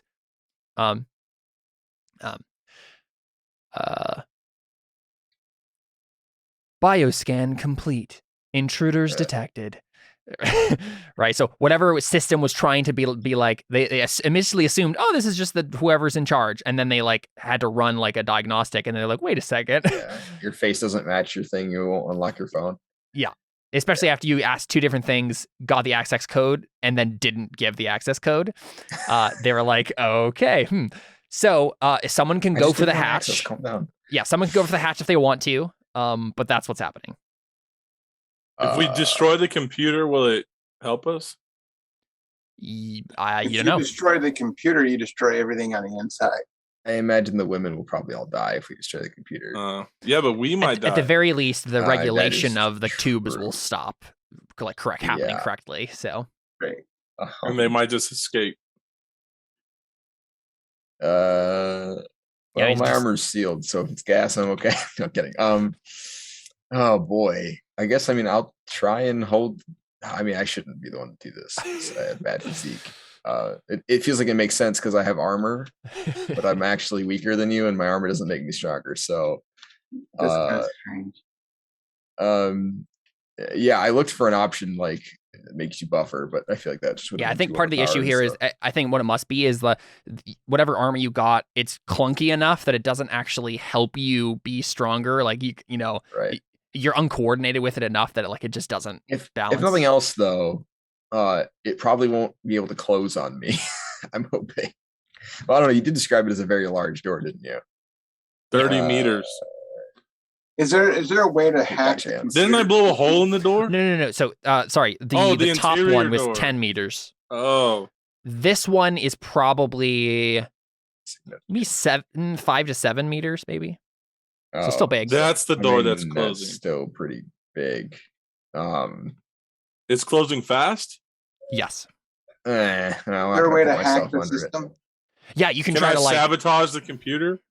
Oh yeah. Well, I'm gonna try and hack the system first. Okay, do that. Yeah, let's Fast. So- we're running out of time. Yeah, Yeah. So Victor, go ahead and you can try to. I have a computer kit.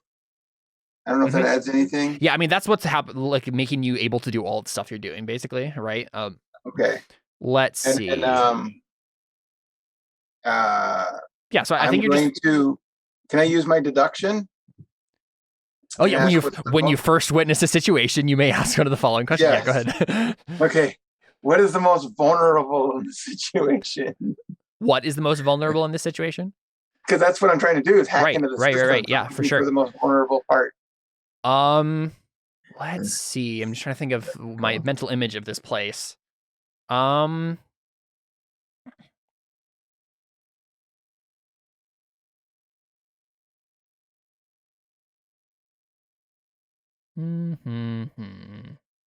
So from like your scan of the room and just kind of there's the however many cryo tubes I said 22 probably 22 cryo tubes. You are guessing at this point, Victor, that there must be sidanium or whatever I said, whatever random metal word. Rod is somewhere probably in the wall here, powering this part of it. There's obviously the giant computer, there's the hatch. I don't know what would be the most vulnerable. I feel like it would be a computer system thing. So let's say maybe there's like an emergency system, like because you literally have people and presumably test subjects' lives here, so there's probably overrides for emergencies, and those would Like a probably be backdoor. more easily accessible. Victor, you know what I think I think that would be a thing, but that's going to take too long. The thing with this thing, what is the most vulnerable in this situation? The tubes. The way they're made, for some reason, you look at this subsystem, you're like, there's an eject button on these things. Why is there an eject button? But in that moment, you're like, I can eject one of these deceased tubes, and one of them is actually in perfect line. It might literally like be ejected because it's going to eject it like kind of forward and up a little bit. And the way that the vault is angled, if you eject it fast enough, it might actually literally get jammed in the hatch as it closes. like this big cryo tube. Okay. That doesn't help me hack the computer though. Just so you know. But sure. what is the most vulnerable in this situation? I mean, the cryotubes, right? Like, So you could hack into the ejection system. right? Like the Wait, cryotubes are the most vulnerable piece of machinery of anything in this room. Did you say there was one larger one? No. Okay, you said it was something about a large one to jam in it, and I was like, wait, if there's a bigger one, you definitely don't want to break that one for any reason ever. Right. No. That's definitely the plant of the seeds. I'm gonna tell everybody to move out of the way and inject one of the two. Doc. Yeah, and then just, Wait, I'm not just gonna do it and have everybody get hit by something. Yeah, like me. yeah, And sure. Noah. Hey, at least I jumped in the way afterwards, right? No. Yeah, go ahead and face adversity with. I think this is. I guess it doesn't matter for you, but either expertise or interface makes sense here. But yeah. Okay, I'll do expertise. Oh, that's not good. Okay, cool. It happened finally. One thing I just remembered about your character sheet, though, That's Victor. the second time I failed. Can I get involved? Oh, Can we that's get right. involved? Oh yeah. You can, yeah. I mean, I can, probably. I don't actually know if you could, Noah. I don't like this is happening so fast, and I don't think you know any of this stuff. Well, now can I sabotage the? Can't I just go stab my saw into with the? You could try something else after this, but I think there's something that obviously is going to happen instead, right? He has to resolve the. But real quick, one This thing is I where we all realized. die now. Yeah, exactly. One thing I realized, Brian, is there's a move on here that I didn't let you use. You have program when you access a system, choose a behavior that the system could perform and a condition that will trigger that behavior.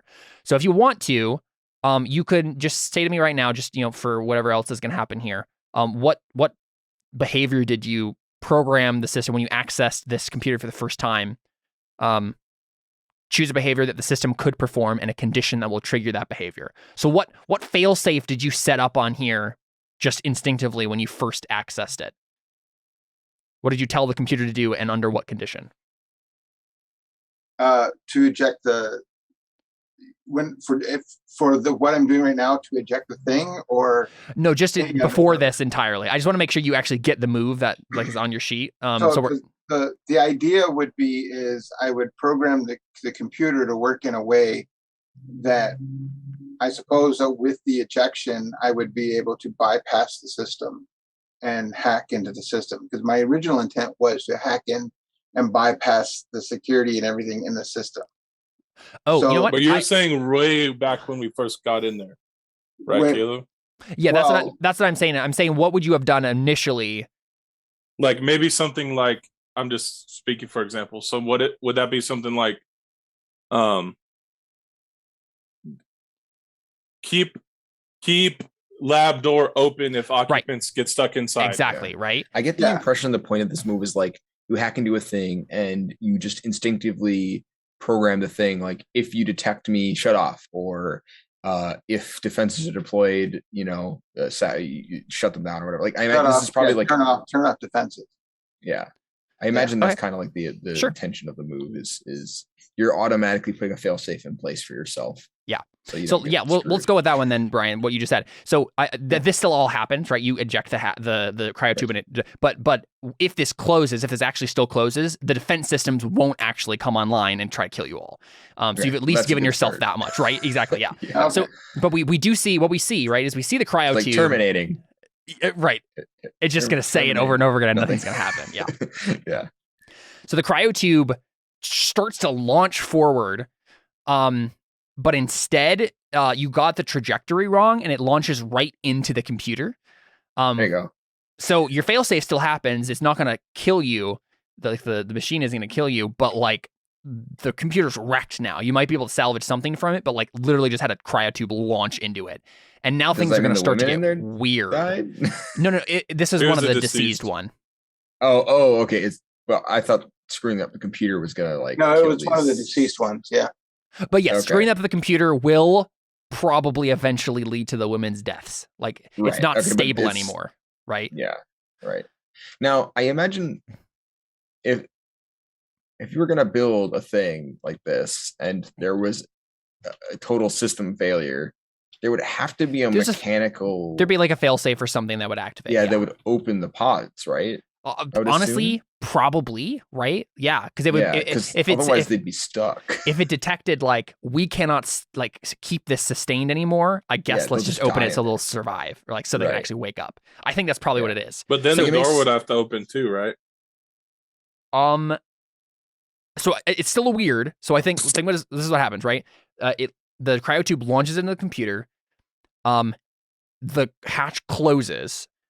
And then you hear terminating intruders, and everybody cringes, but then nothing happens, right? And so you're looking around at the kind of like chamber, and now the computer is like crackling and glitching, and there's sparks flying off of it. And then you hear like a loud hiss from each of the cryotubes as like this dry ice fog just like starts coming out of a tube in the bottom. And you can tell that like something, and then maybe like the VI is garbled, and it says like cryotubes deactivated. That's pretty good. Form a firing line just in case, please. Yeah, so the hatch is we closed. don't know if they're going to wake up or not. Yeah, I know. That's why or even how long it's going to take, right? That's why it's a firing line and not just opening fire. Yeah, that's fair. So you and your boys have your guns out. Yeah. I'm behind you. I don't know what's about to. I don't want some alien from Aliens popping out of their tummies. And yeah, that's what it seems like, bro. You look like lunch to me, and I'm like, oh, thanks. Still watching too many old movies. Yeah, where'd you even find that movie? Listen, Alien 903 is obviously the best one. Why didn't you watch that one? So I think I'm behind your firing line, and I'm saying, yeah, good plan. See, I should have stayed alone. This would have never happened to me. This is why I don't like people. This is why I never go outside. Screw this. Yeah. I mean, you do obviously your survival character. I was kidding. Oh man. Well. So yeah, nothing happens immediately, right? It's just like. So we're just waiting right now. Yeah, it's just like it ends up being a long wait if you just stand there, right? Like there's obviously something happening, but it's still unclear how long it's going to take. Can I try to open the door? Yeah, you can go to the hatch and try. I want to dismantle the hatch. Yeah, I mean that's definitely the move to roll here for sure. Yeah. So this is basically Noah just being like, all right, listen, I'm an engineer. I'll take a look at this and we'll break it up. Well, I'm scared. I think I'm freaking out. Right. Just like, I'm scared and I don't want to die. Out of here. And so I'm like, the computer is completely destroyed? No, you could probably salvage something from it, but it certainly got wrecked. Yeah. Okay. Can I grab the hard drive? Yeah. Honestly, what you could probably do is like grab the hard drive and then try to like hook it up somewhere else and then like, yeah. So can I roll for that to dismantle the door? Yeah. Mm-hmm. So we see or Victor like maybe the locking mechanism or something. Yeah, we see Victor trying to like fiddle with the remnants of the hardware. We see Wayne and his soldiers like pointing their guns at the cryotubes, and then we see Noah like walk up to the frantically run up to the hatch and try to dismantle it. Yeah. So go ahead and roll physique. We'll do that first. Oh, nice. Perfect. Okay, cool. Let's see. What are my GM moves? The door just crushing. That'd be so tough. This is where you need a roll master. Let's see. Yeah, right. Just roll a table. Roll on the table for can't lift the door. It's on page 170,000. Good luck. Mm-hmm. I imagine there's not very many results for can't hold the door open. So I'm thinking like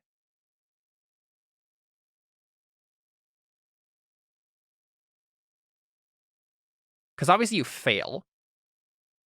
Maybe like I try to get in there and I get shocked and fly back or something.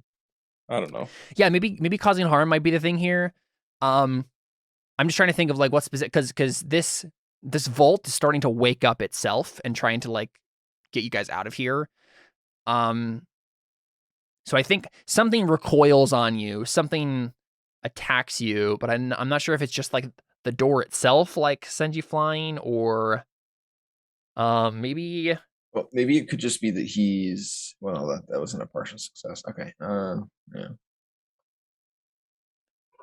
You could also have it damage something, like it could break armor or the buzzsaw or something like you could have it damage equipment.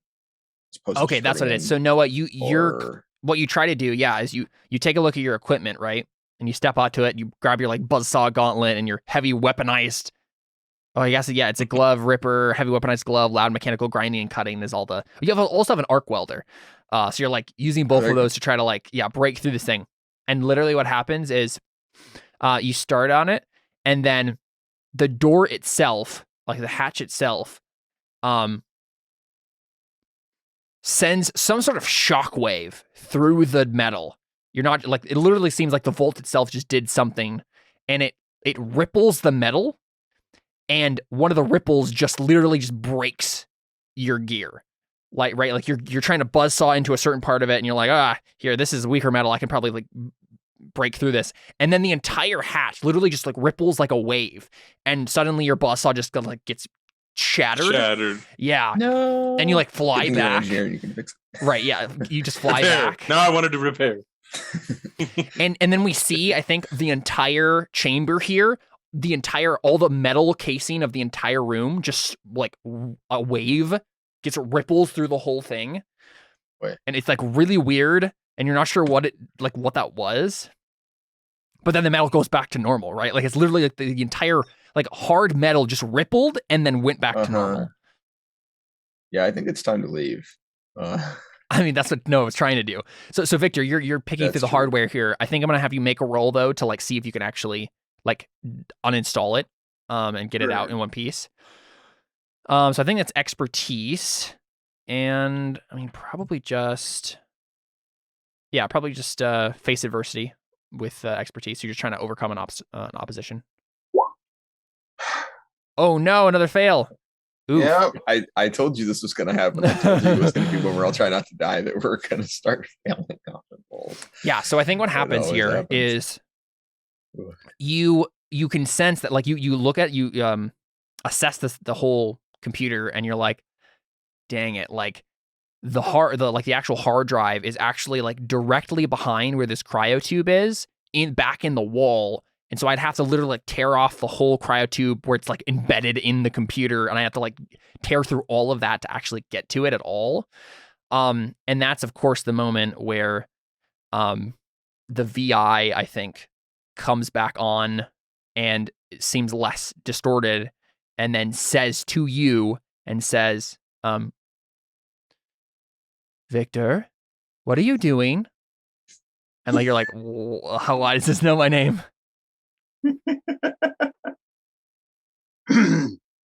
Trying to restore the system. That doesn't seem like that's what you're doing to me. I'm helping. I'm helping. It seems like you're being a naughty, naughty boy. Oh my. Oh my. This was definitely Freud that programmed his computer. Yeah, right. It seems like someone made a failsafe and turned off my defense mechanisms. It'll just take a moment to get them back online. Don't worry. And then you can sense like something like the VI is trying to get everything back online. You probably only have a limited amount of time here. Wayne, one of the threaten the AI. one of the cryotubes pops open. Okay. And like obviously there's like dry ice fog and stuff, so like pouring out of it, so it's hard to see inside. Do you go up to it? Do you just shoot at it immediately? Like what do you do? No. Well, so first of all, this door that we were trying to get through, could I shoot it with a laser gun to open it, or do I have? Is it just not gonna? It's not gonna do anything.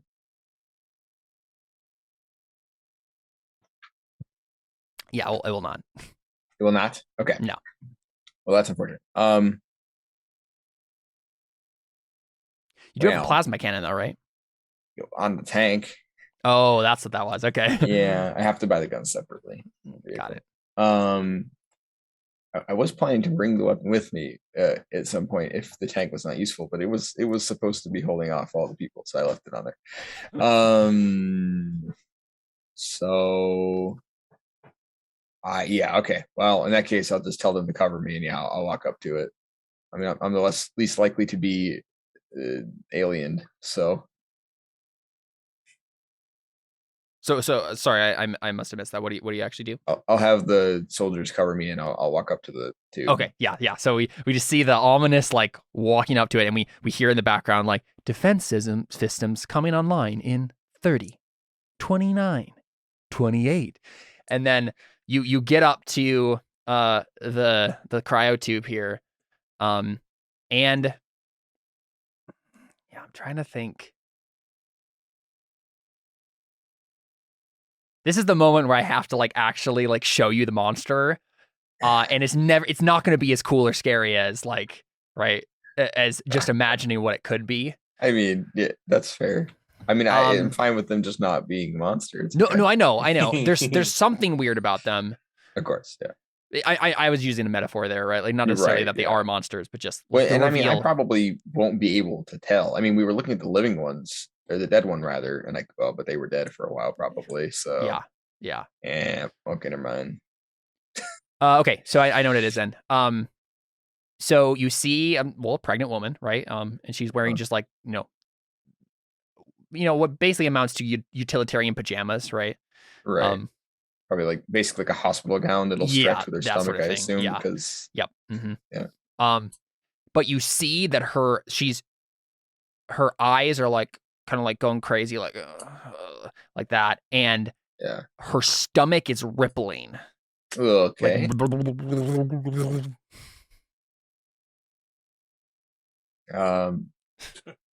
Well. So she can't communicate. I mean, no. Yeah. Well, so I think I tap her face with my hand, and I'm like, "Hey, talk to me." And if she doesn't, I assume she doesn't say anything.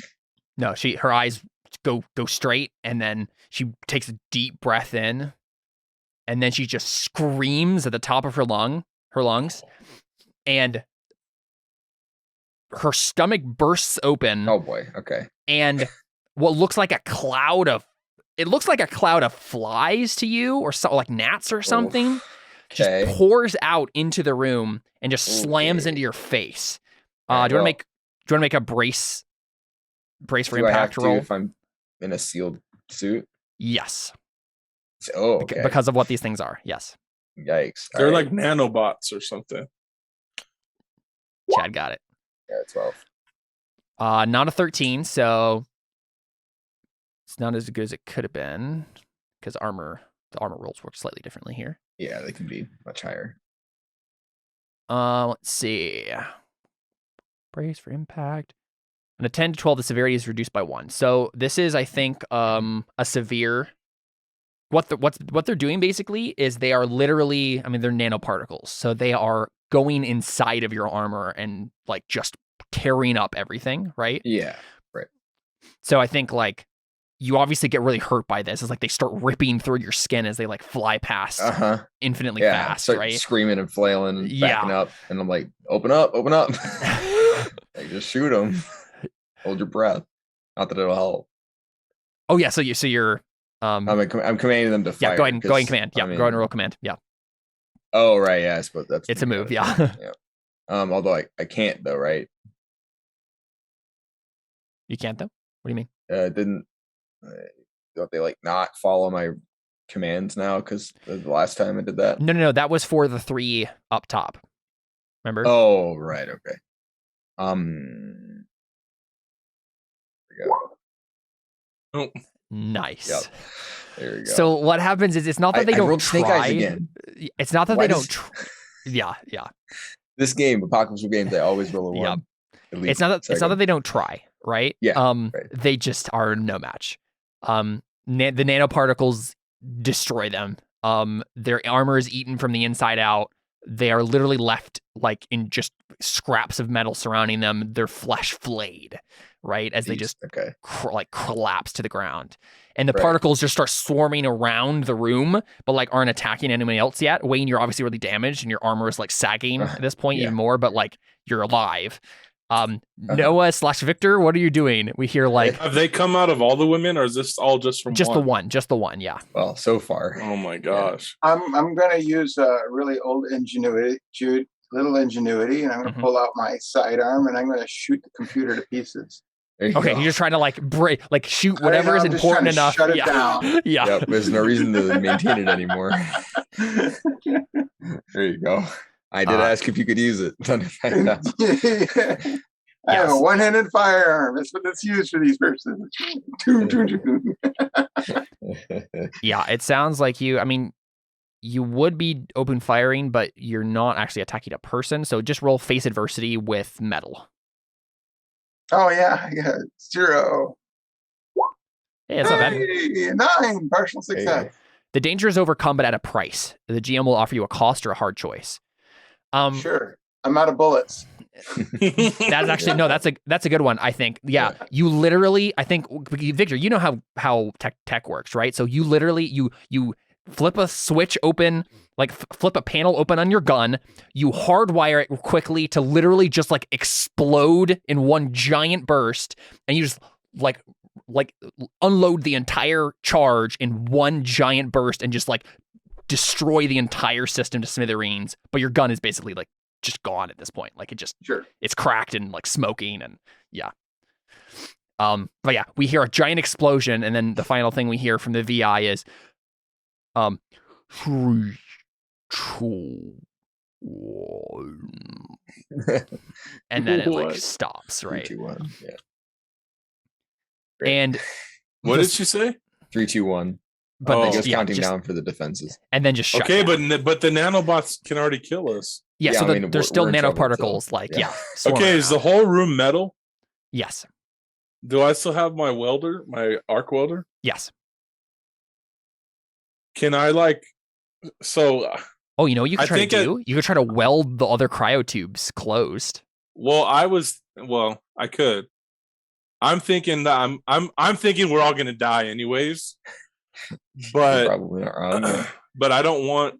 Basically, what I'm thinking is there a way where I can rig up my welder to like electrify the room so that the nanobots can't get out after we die? That sounds like something you would have had to do with more with like interface, like with the computer systems and stuff. I don't think with just an arc welder you could like electrocute the Okay. entire metal room per se.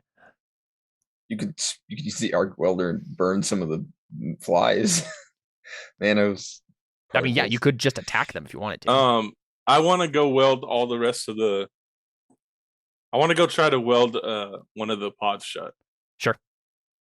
Now the problem is there's like 14 of them, right? Like I don't know if there's any chance that we'll be able to do it fast enough. If that we they'll- could find the cystodyne or cytodyne rod that's powering everything, we Yeah. can take that out of it, and it would stop all the machines from opening up. That's true. Yeah, it would literally like didn't lock they all them. open? Didn't you No, say they all just the hit one. Only one. as an Just the one. emergency thing? Nope. One open. But if we can find Oh. the source that's powering everything, which is one of those rods that you destroyed before, Right. It seems it's to you. in here. Yeah, it seems to you guys that like what happened, specifically to Victor probably, that like what happened was it started a sequence where it like depressurized, like like warmed everything up inside and then would open, and only one has actually gone through the whole process so far. So yeah, if you did find the rod and like literally disconnected power from the whole thing, they would be stuck inside. Yeah. Okay. Interesting. I mean, yeah, it's worth a shot. How do we go about trying to find that? I do a quick scan Assess. like I Yeah. did before. Yeah, you just grab your scanning equipment. But no, are you gonna try to weld them in the meantime, like just as a failsafe, try to like a backup? Well, the thing is, the nanobots only killed the guys who were trying to fire at them, right? It think that was seems just 'cause like we were they're close. regrouping now. No, like you can see this, like you're going back to attack Wayne. Oh, okay, because I thought it was like they attacked and then now they're like in standby, like just swirling. No, I mean So they're not. They're not. They're no, back. they're regrouping. Okay. Yeah. Okay. Something. Yeah. Well, yeah. Let's try to find the power source. Yeah, you're just gonna help Victor then. Yeah, I don't think I can do anything else. Sure, that makes sense. Yeah, so Victor, go ahead and roll assess with interface as you kind of scan the room and try to find that. And then if you Oh, Whoa. nice. don't even There need you Noah's go. help, yeah, so you Nice. you do a scan, and you can see you actually realize that you didn't notice this before because of how cold the room is and the kind of like the dry ice fog that was like filling everything. But as Yeah. things are warming up, you see in the very back of the room a giant like symbol of the same like company logo, like the Freud Biosystems or whatever it was, on the back, and you can see like it's like a giant panel. So if you go up to it and like you know grab it and like yank it open, that's probably where the whole engine of the whole thing is. Yeah. So, but the issue is you're gonna have to like, I mean, the nanoswarm. I think honestly. So what happens, Victor, is you think of this, you scan it, you obviously like can see the rod. We get this little ping on your device, and then it's almost as if the nanoparticles are responding to that, and some of them go right in front of the hatch. Like, oh, we're guarding this now. Like we know what you're doing. So, the nature of my laser weapon, is it any use on a cloud of nanoparticles? You don't know until you try. All right. Well, I mean, I'm just gonna try and shoot them, I guess. Yeah, that makes sense. That's what I'm good for. So I'm gonna at least try and discourage them from doing whatever. There it is. I still rolled a 1, but I got a 5 total. Nice. I remember there was one session of Apocalypse World where every single roll I got had a 1 in it. Yep, I remember that too. Yep. I was so tilted. Anyways. Yeah, so you're just opening fire? Yeah.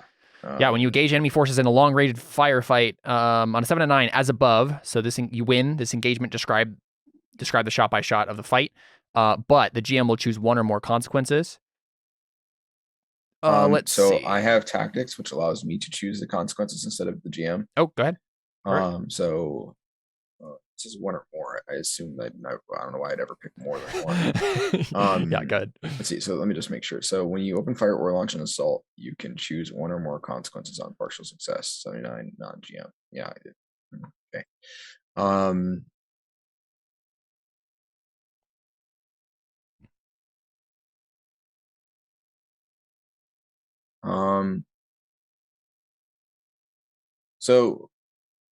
Sorry, I should have been keeping track. I have a severe injury, is that right? No. You said it was going to be severe, now it's major. Is that right?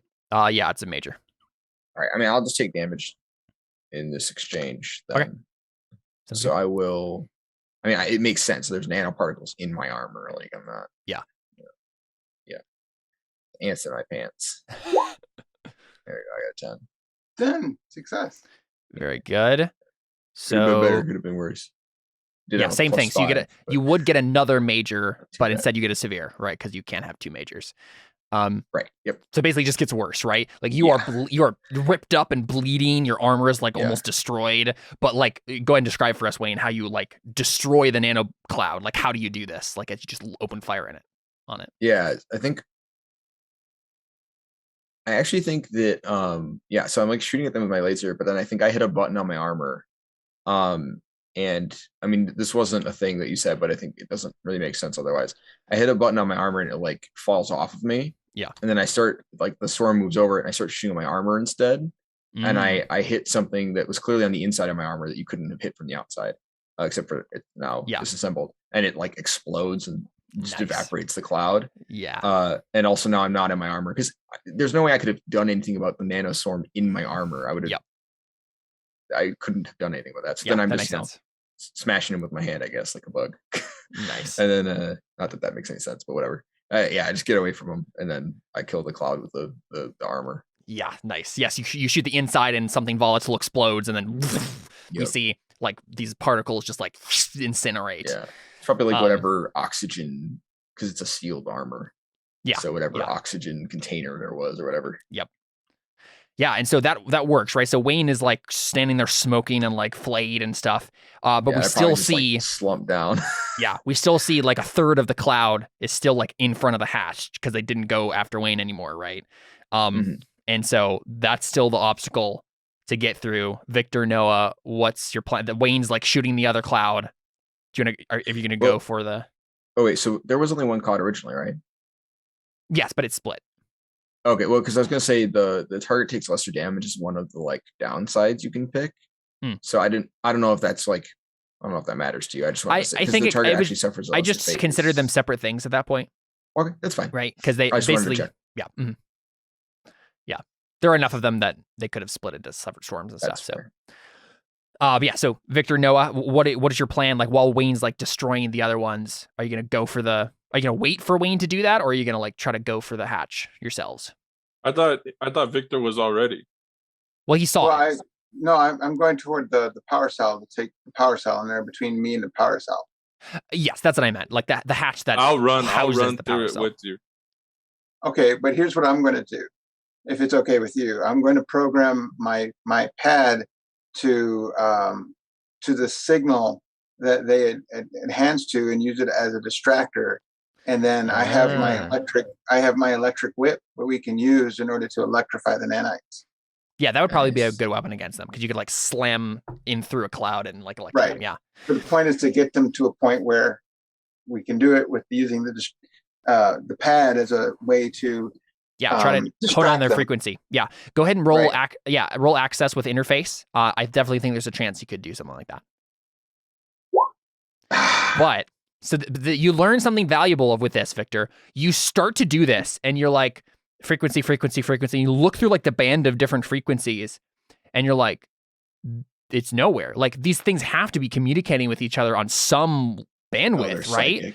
Yeah, that's what you realize, Victor. You're biological. Like, oh, they're psychic. Like they're literally operating on like also biological, probably. Yes, more or less. But like it's like a pseudo. To you guys, it's a pseudo magical wavelength that like you could hack into it if you had like sci-tech, like something that was like specifically geared towards it. But with your normal compad, you're like, ooh, this will not work. Gotcha. But yeah. All right. Well, I guess we'll just attack them with the whip. Yeah. So you're just gonna try that instead. Okay. Yeah. Just like, all right. I guess we're just attacking them. Yeah. Go ahead. Roll launch assault with physique. Oh, physique. I got a -1. Yeah. Oh no, yeah, that was almost doomed to not go well because Victor I know. He's a wimpy scientist. I use my whip. And honestly, like it's the classic moment in a story like this where like you have a clever idea, but it's just the try-fail cycle hasn't completed yet, and so you have to fail right before you actually succeed in the triumphant moment, and so it's like you whip it down, and literally the nanoparticles like realize it's coming beforehand because you've been trying to like hack into them or whatever. And so they're just ready for you. And so you try this thing and they literally just like dodge underneath and then go back around, go to the handle and then just eat it. And so it just like falls out of your hand and it's just like gone. They're like the nanites. They're like the nano things from Big Hero 6. A little bit. Yeah. Mm-hmm. Gotcha. Noah, what are you doing during that time when Victor's like, I don't even have a weapon. All I have is a welder. Yeah, my saw's broken. That's true. So I can't do it.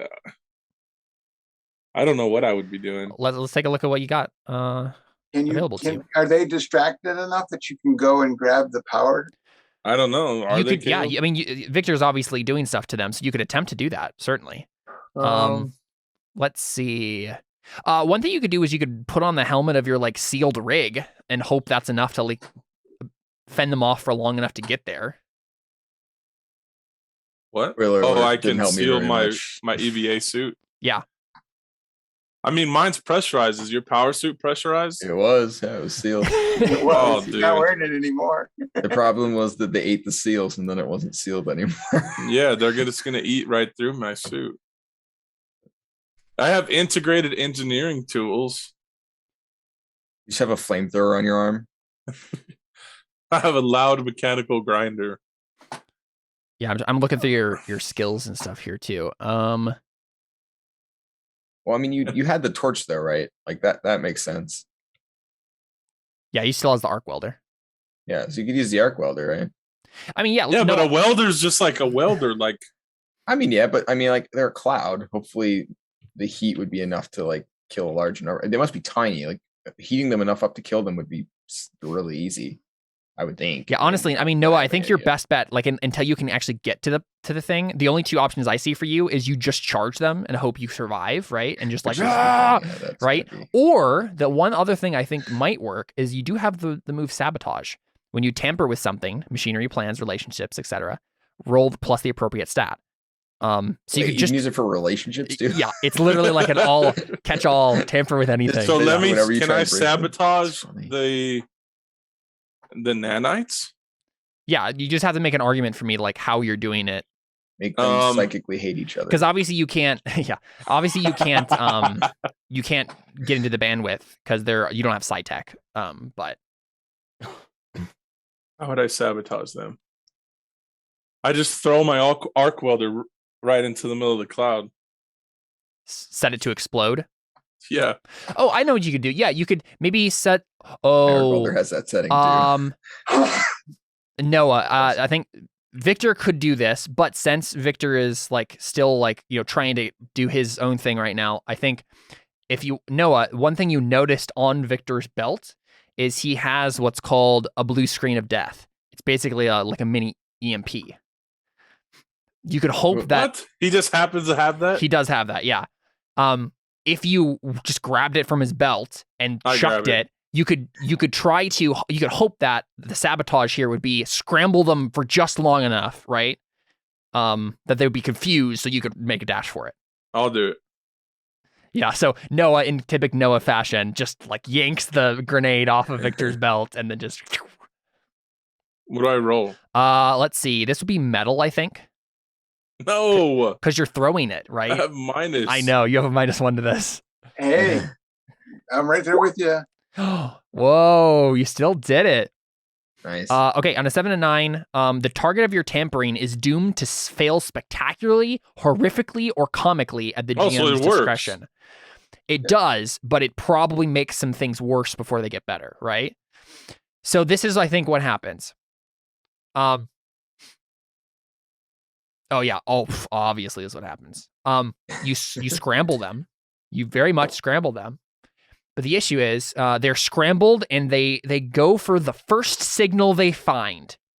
And all of the signals they find are the cryotubes.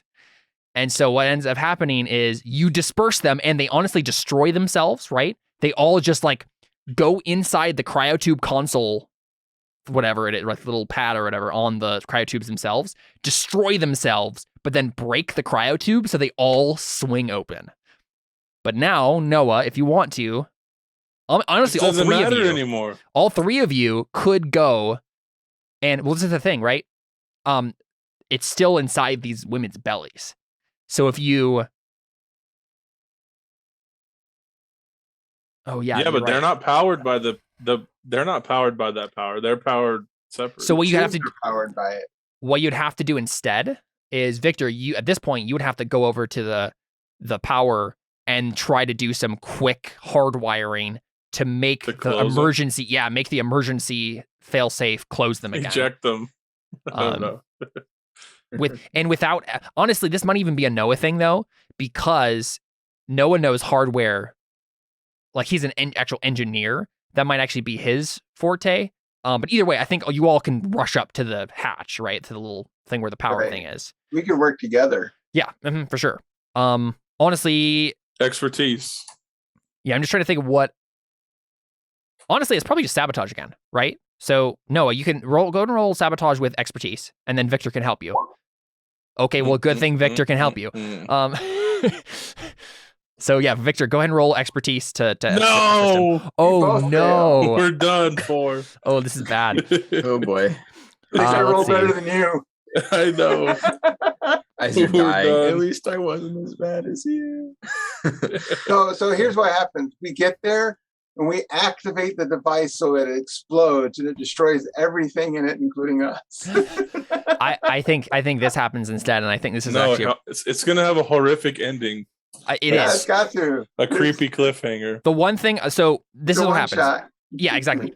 So y'all fail, right? You just can't get it right. Like it's the way that it's like put in there. It's made to not be tampered with, right? Like you'd have to go to the computer first and like get it like some of the fail safes to like shut off before you even have access to this thing. And so you're just looking at it like, oh crap.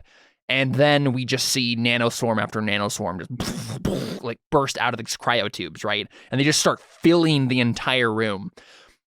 Before what's about to happen happens, I will give Wayne one more opportunity to do something. What would you try? Self-destruct. I did that already. Wayne, you remember what you did before?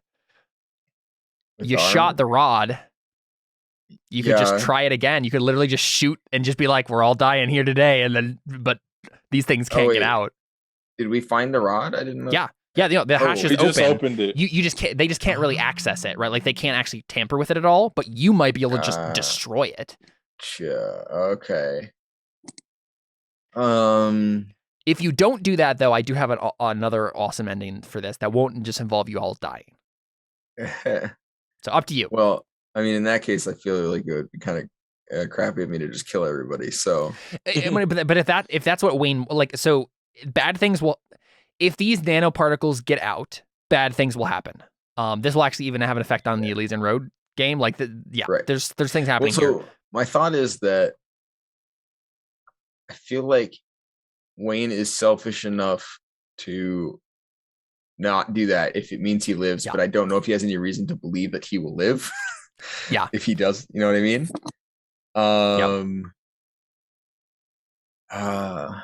have more biscuits at home. Yeah, I mean, I think in this moment, it really does, I think, come down to whether or not Wayne would rather just like try to fight these things and get out, like, or try to do that and think maybe he could possibly make it out if he just keeps fighting, or if he just says, we can't win, but we can take these Right. things out with us. Okay, well, so we just destroyed a laser pistol by like hardwiring it to a thing, right?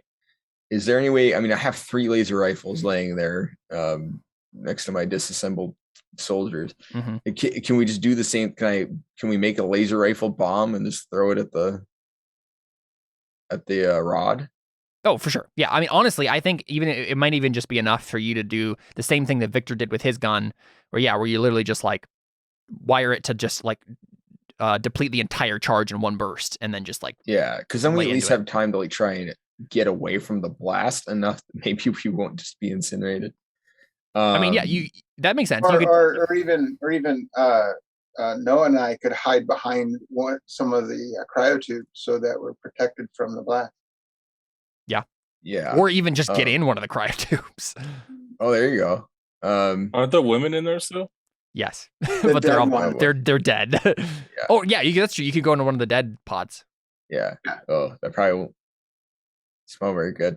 Yeah, I think so. What happens is I think I'm like, you should probably take cover, and then I grab my rifle and I like pop the chamber open in some way, like I'm gonna reload something, and then I don't know, I make some kind of weird chambering action, and you hear like a whirring, like I imagine it's like I'm telling the gun that I've put a new charge in and that it's accepting that charge, but I haven't. And then I do it again, and I do it again, and I do it again, and like it just gets brighter and brighter and brighter, and it's basically just blowing up this ammo canister. Yeah. And then I do it again, and it starts to like beep really loud, and then I'm like, all right, ready or not, and I just whip it at the at the core thing. Sounds good. So Wayne, you're rolling something here. Yeah, I can't wait to just fail this and just drop it. I think you're jumping into a cryotube. Yeah, that's true. So, so Wayne, roll face adversity with metal. Yeah. Oh, there it is. On a 7 and 9, the danger is overcome, but at a price. The GM will offer you a cost or hard choice. I mean, I feel like the ending of this is probably Wayne dies, right? Well, but so then my Noah thought and is, Victor like, survive. Yeah. The whole point is that we don't fail our jobs, right? So I throw it and I grab both of them and throw them into the tube, and then like it slams shut, and I'm like, maybe I go to grab another tube and open it, and then like I grab the bottom of it, and then the grenade or the rifle explodes. Yep. And I open the hatch, and then the whole thing just erupts. Yeah. So we see just a wave. It's the same sort of, obviously, is the same sort of heat wave, right? But like times like 2,000, right? So just incinerates. Any of the cryotubes that are open are just like shattered and incinerated. We see Wayne just become a nuclear shadow against the wall here, right? Yeah. And the cloud of nanoparticles just gets disintegrated. But we see the one thing that's left after the crater of the room is just, and I think honestly the the one thing left in the room is the one cryotube. Well, so the dead cryotubes that are still closed are also okay, but then this one, any of them that are closed for whatever reason, the way the cryotubes are made, as long as they're closed, there's added protection there. I mean, they'd have to be massively insulated, I'm sure. Yeah, and so they're smoking and sizzling and stuff, and like obviously very heated up. But then we just see it pop open, and then probably honestly the glass just shatters. Yeah, the glass as it just disintegrates. But then Noah and Victor are like inside next to this mummified woman. And honestly, I think what happens is Victor and Noah, you like clamber out, and I think the woman's like gown kind of like comes up a bit, and you see like, and it's obviously a mummified person, right? So it's not like, oh no, they're naked. But also you see what's in her stomach. As this version of it, and it's literally like, it looks like a little canister, like someone literally just shoved a canister in a pregnant woman's in a uterus, and gosh. Yeah, I know it's bad, but it was like expanding and ripped through some of her organs and then stopped, right? But you see this little canister, and if you want to, Victor, you can certainly take this with you. This is probably the biggest, highest pretech, sci-tech thing you've ever had to deal with. Use an evidence bag. Or you could destroy it because you know how dangerous it is. He would probably take it. I mean, Noah could probably just take what he wanted to. There's no moral compunction in this game. Might as well go ahead and take it. Perfect. I mean, again, this is about the people that sign the paychecks. So that's true. You will get a bonus if you bring this back. Yeah. I'm gonna have to replace a lot of stuff. What are we? Who says we're gonna even make it through the tribe when we get out? You do. They're probably gonna be pissed off at us. No, I think you're totally fine. Yeah, I mean, we did blow a crater in them. I don't know if they'll come anywhere near you. And there's also a tank outside still. Yeah, there is. Yep. They don't know I'm dead, but they work for you as much as I did. Yeah. Like, ask her this. I will tell an amazing tale of his heroic deeds, so that his men are bolstered and are encouraged by the sacrifice of Wayne. And they'll immediately argue over who gets his cut, and then Yep. Do I see Victor take the canister with him? Unless he's gonna try to hide it. Because I don't think I'd let him. Or maybe I would. I mean, would Noah care? You're gonna at this point, you probably just want to never see anybody again. I don't know, because I was pretty scared. They're dead. Yeah, he can. I don't know. I don't know if I would care. If Noah would care.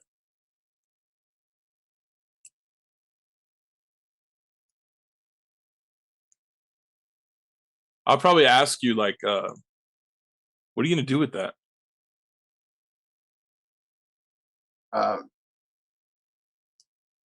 Get paid. And we cut on that. Hard cut to end. At the end of the day, it was just about getting paid. Oh yeah, that was a good ending. Yeah, that was a lot of fun. I think the last. So that's like we hit credits at that point, right? But then we get like Avenger style end credit scene. Of course. And I think what we see, right, is we just see Quentin Tarantino style. Yeah, we see just someone who's just bare feet, right? We see like it's probably a male because they're slightly hairy, just bare feet walking across. We see we're seeing everything from like just the legs, right, down, and so we see lots of open doors as this person walks down the corridor that you guys like opened up all these doors in, gets to the end of the hatch, steps inside. We're still just basically seeing their feet.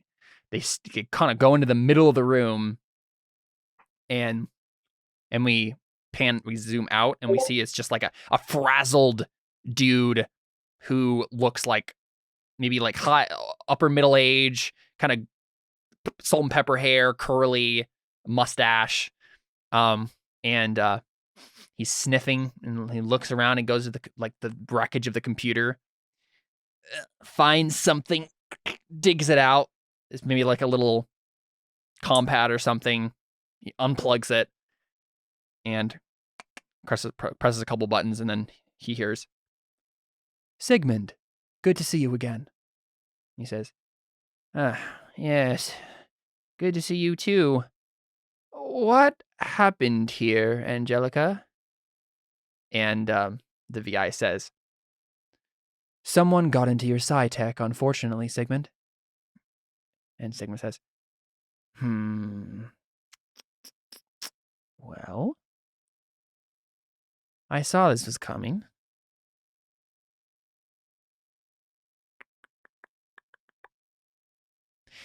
The psychic world in this sector is about to get a lot more interesting, I think. When those Castro people came here first, I knew it was only a matter of time before someone actually got everything from this place. But no matter. I go on, you go on, we all go on, living forever here on this island. It is what it is." And then we see him climb up out of the hatch. We see like the broken door, and we see all the tribes people just like bowing down to him as he walks through the tribe, like what's left of the village. And they're all saying, "Big rock, big rock, big rock." And he gets to like a stair, like a stone staircase that like leads up like this volcano, which is like, you know, in the backdrop of this island next to where the village is. He starts to go up the stone steps and then looks behind him, and then he says, "I have no further use for any of you. Please kill yourselves." And then he like just goes up the stairs, and we don't pan back to see what they're doing, but we just hear like basically ritual seppuku happening behind him. Jeez. And he just steps up the stairs lightly with his bare feet, holding his little compad with his virtual intelligence. And we go to the end there. Nice. Nice guy. Well, with a name like Big Rock, you're either really nice or really not nice. So Yeah, you're either Dwayne the Rock Johnson. Exactly, or yeah. you're this guy. Yeah. There you go. That has been our one shot of Uncharted Worlds. Thanks for playing, guys. It was a lot of fun. Yeah, that was cool. Thanks for joining us. That was a lot of fun. Yeah, Now that's fun. Now it's bedtime. Yeah. And if you want to find out more about Elysian Road, the sector, we will be returning with season 2 of Elysian Road in a couple weeks here, which will be really exciting. And this little number is part of what's going on in the sector here. So I'm excited to continue it more in the future. Yeah. All right. Sweet. We are out. Adios. Adios.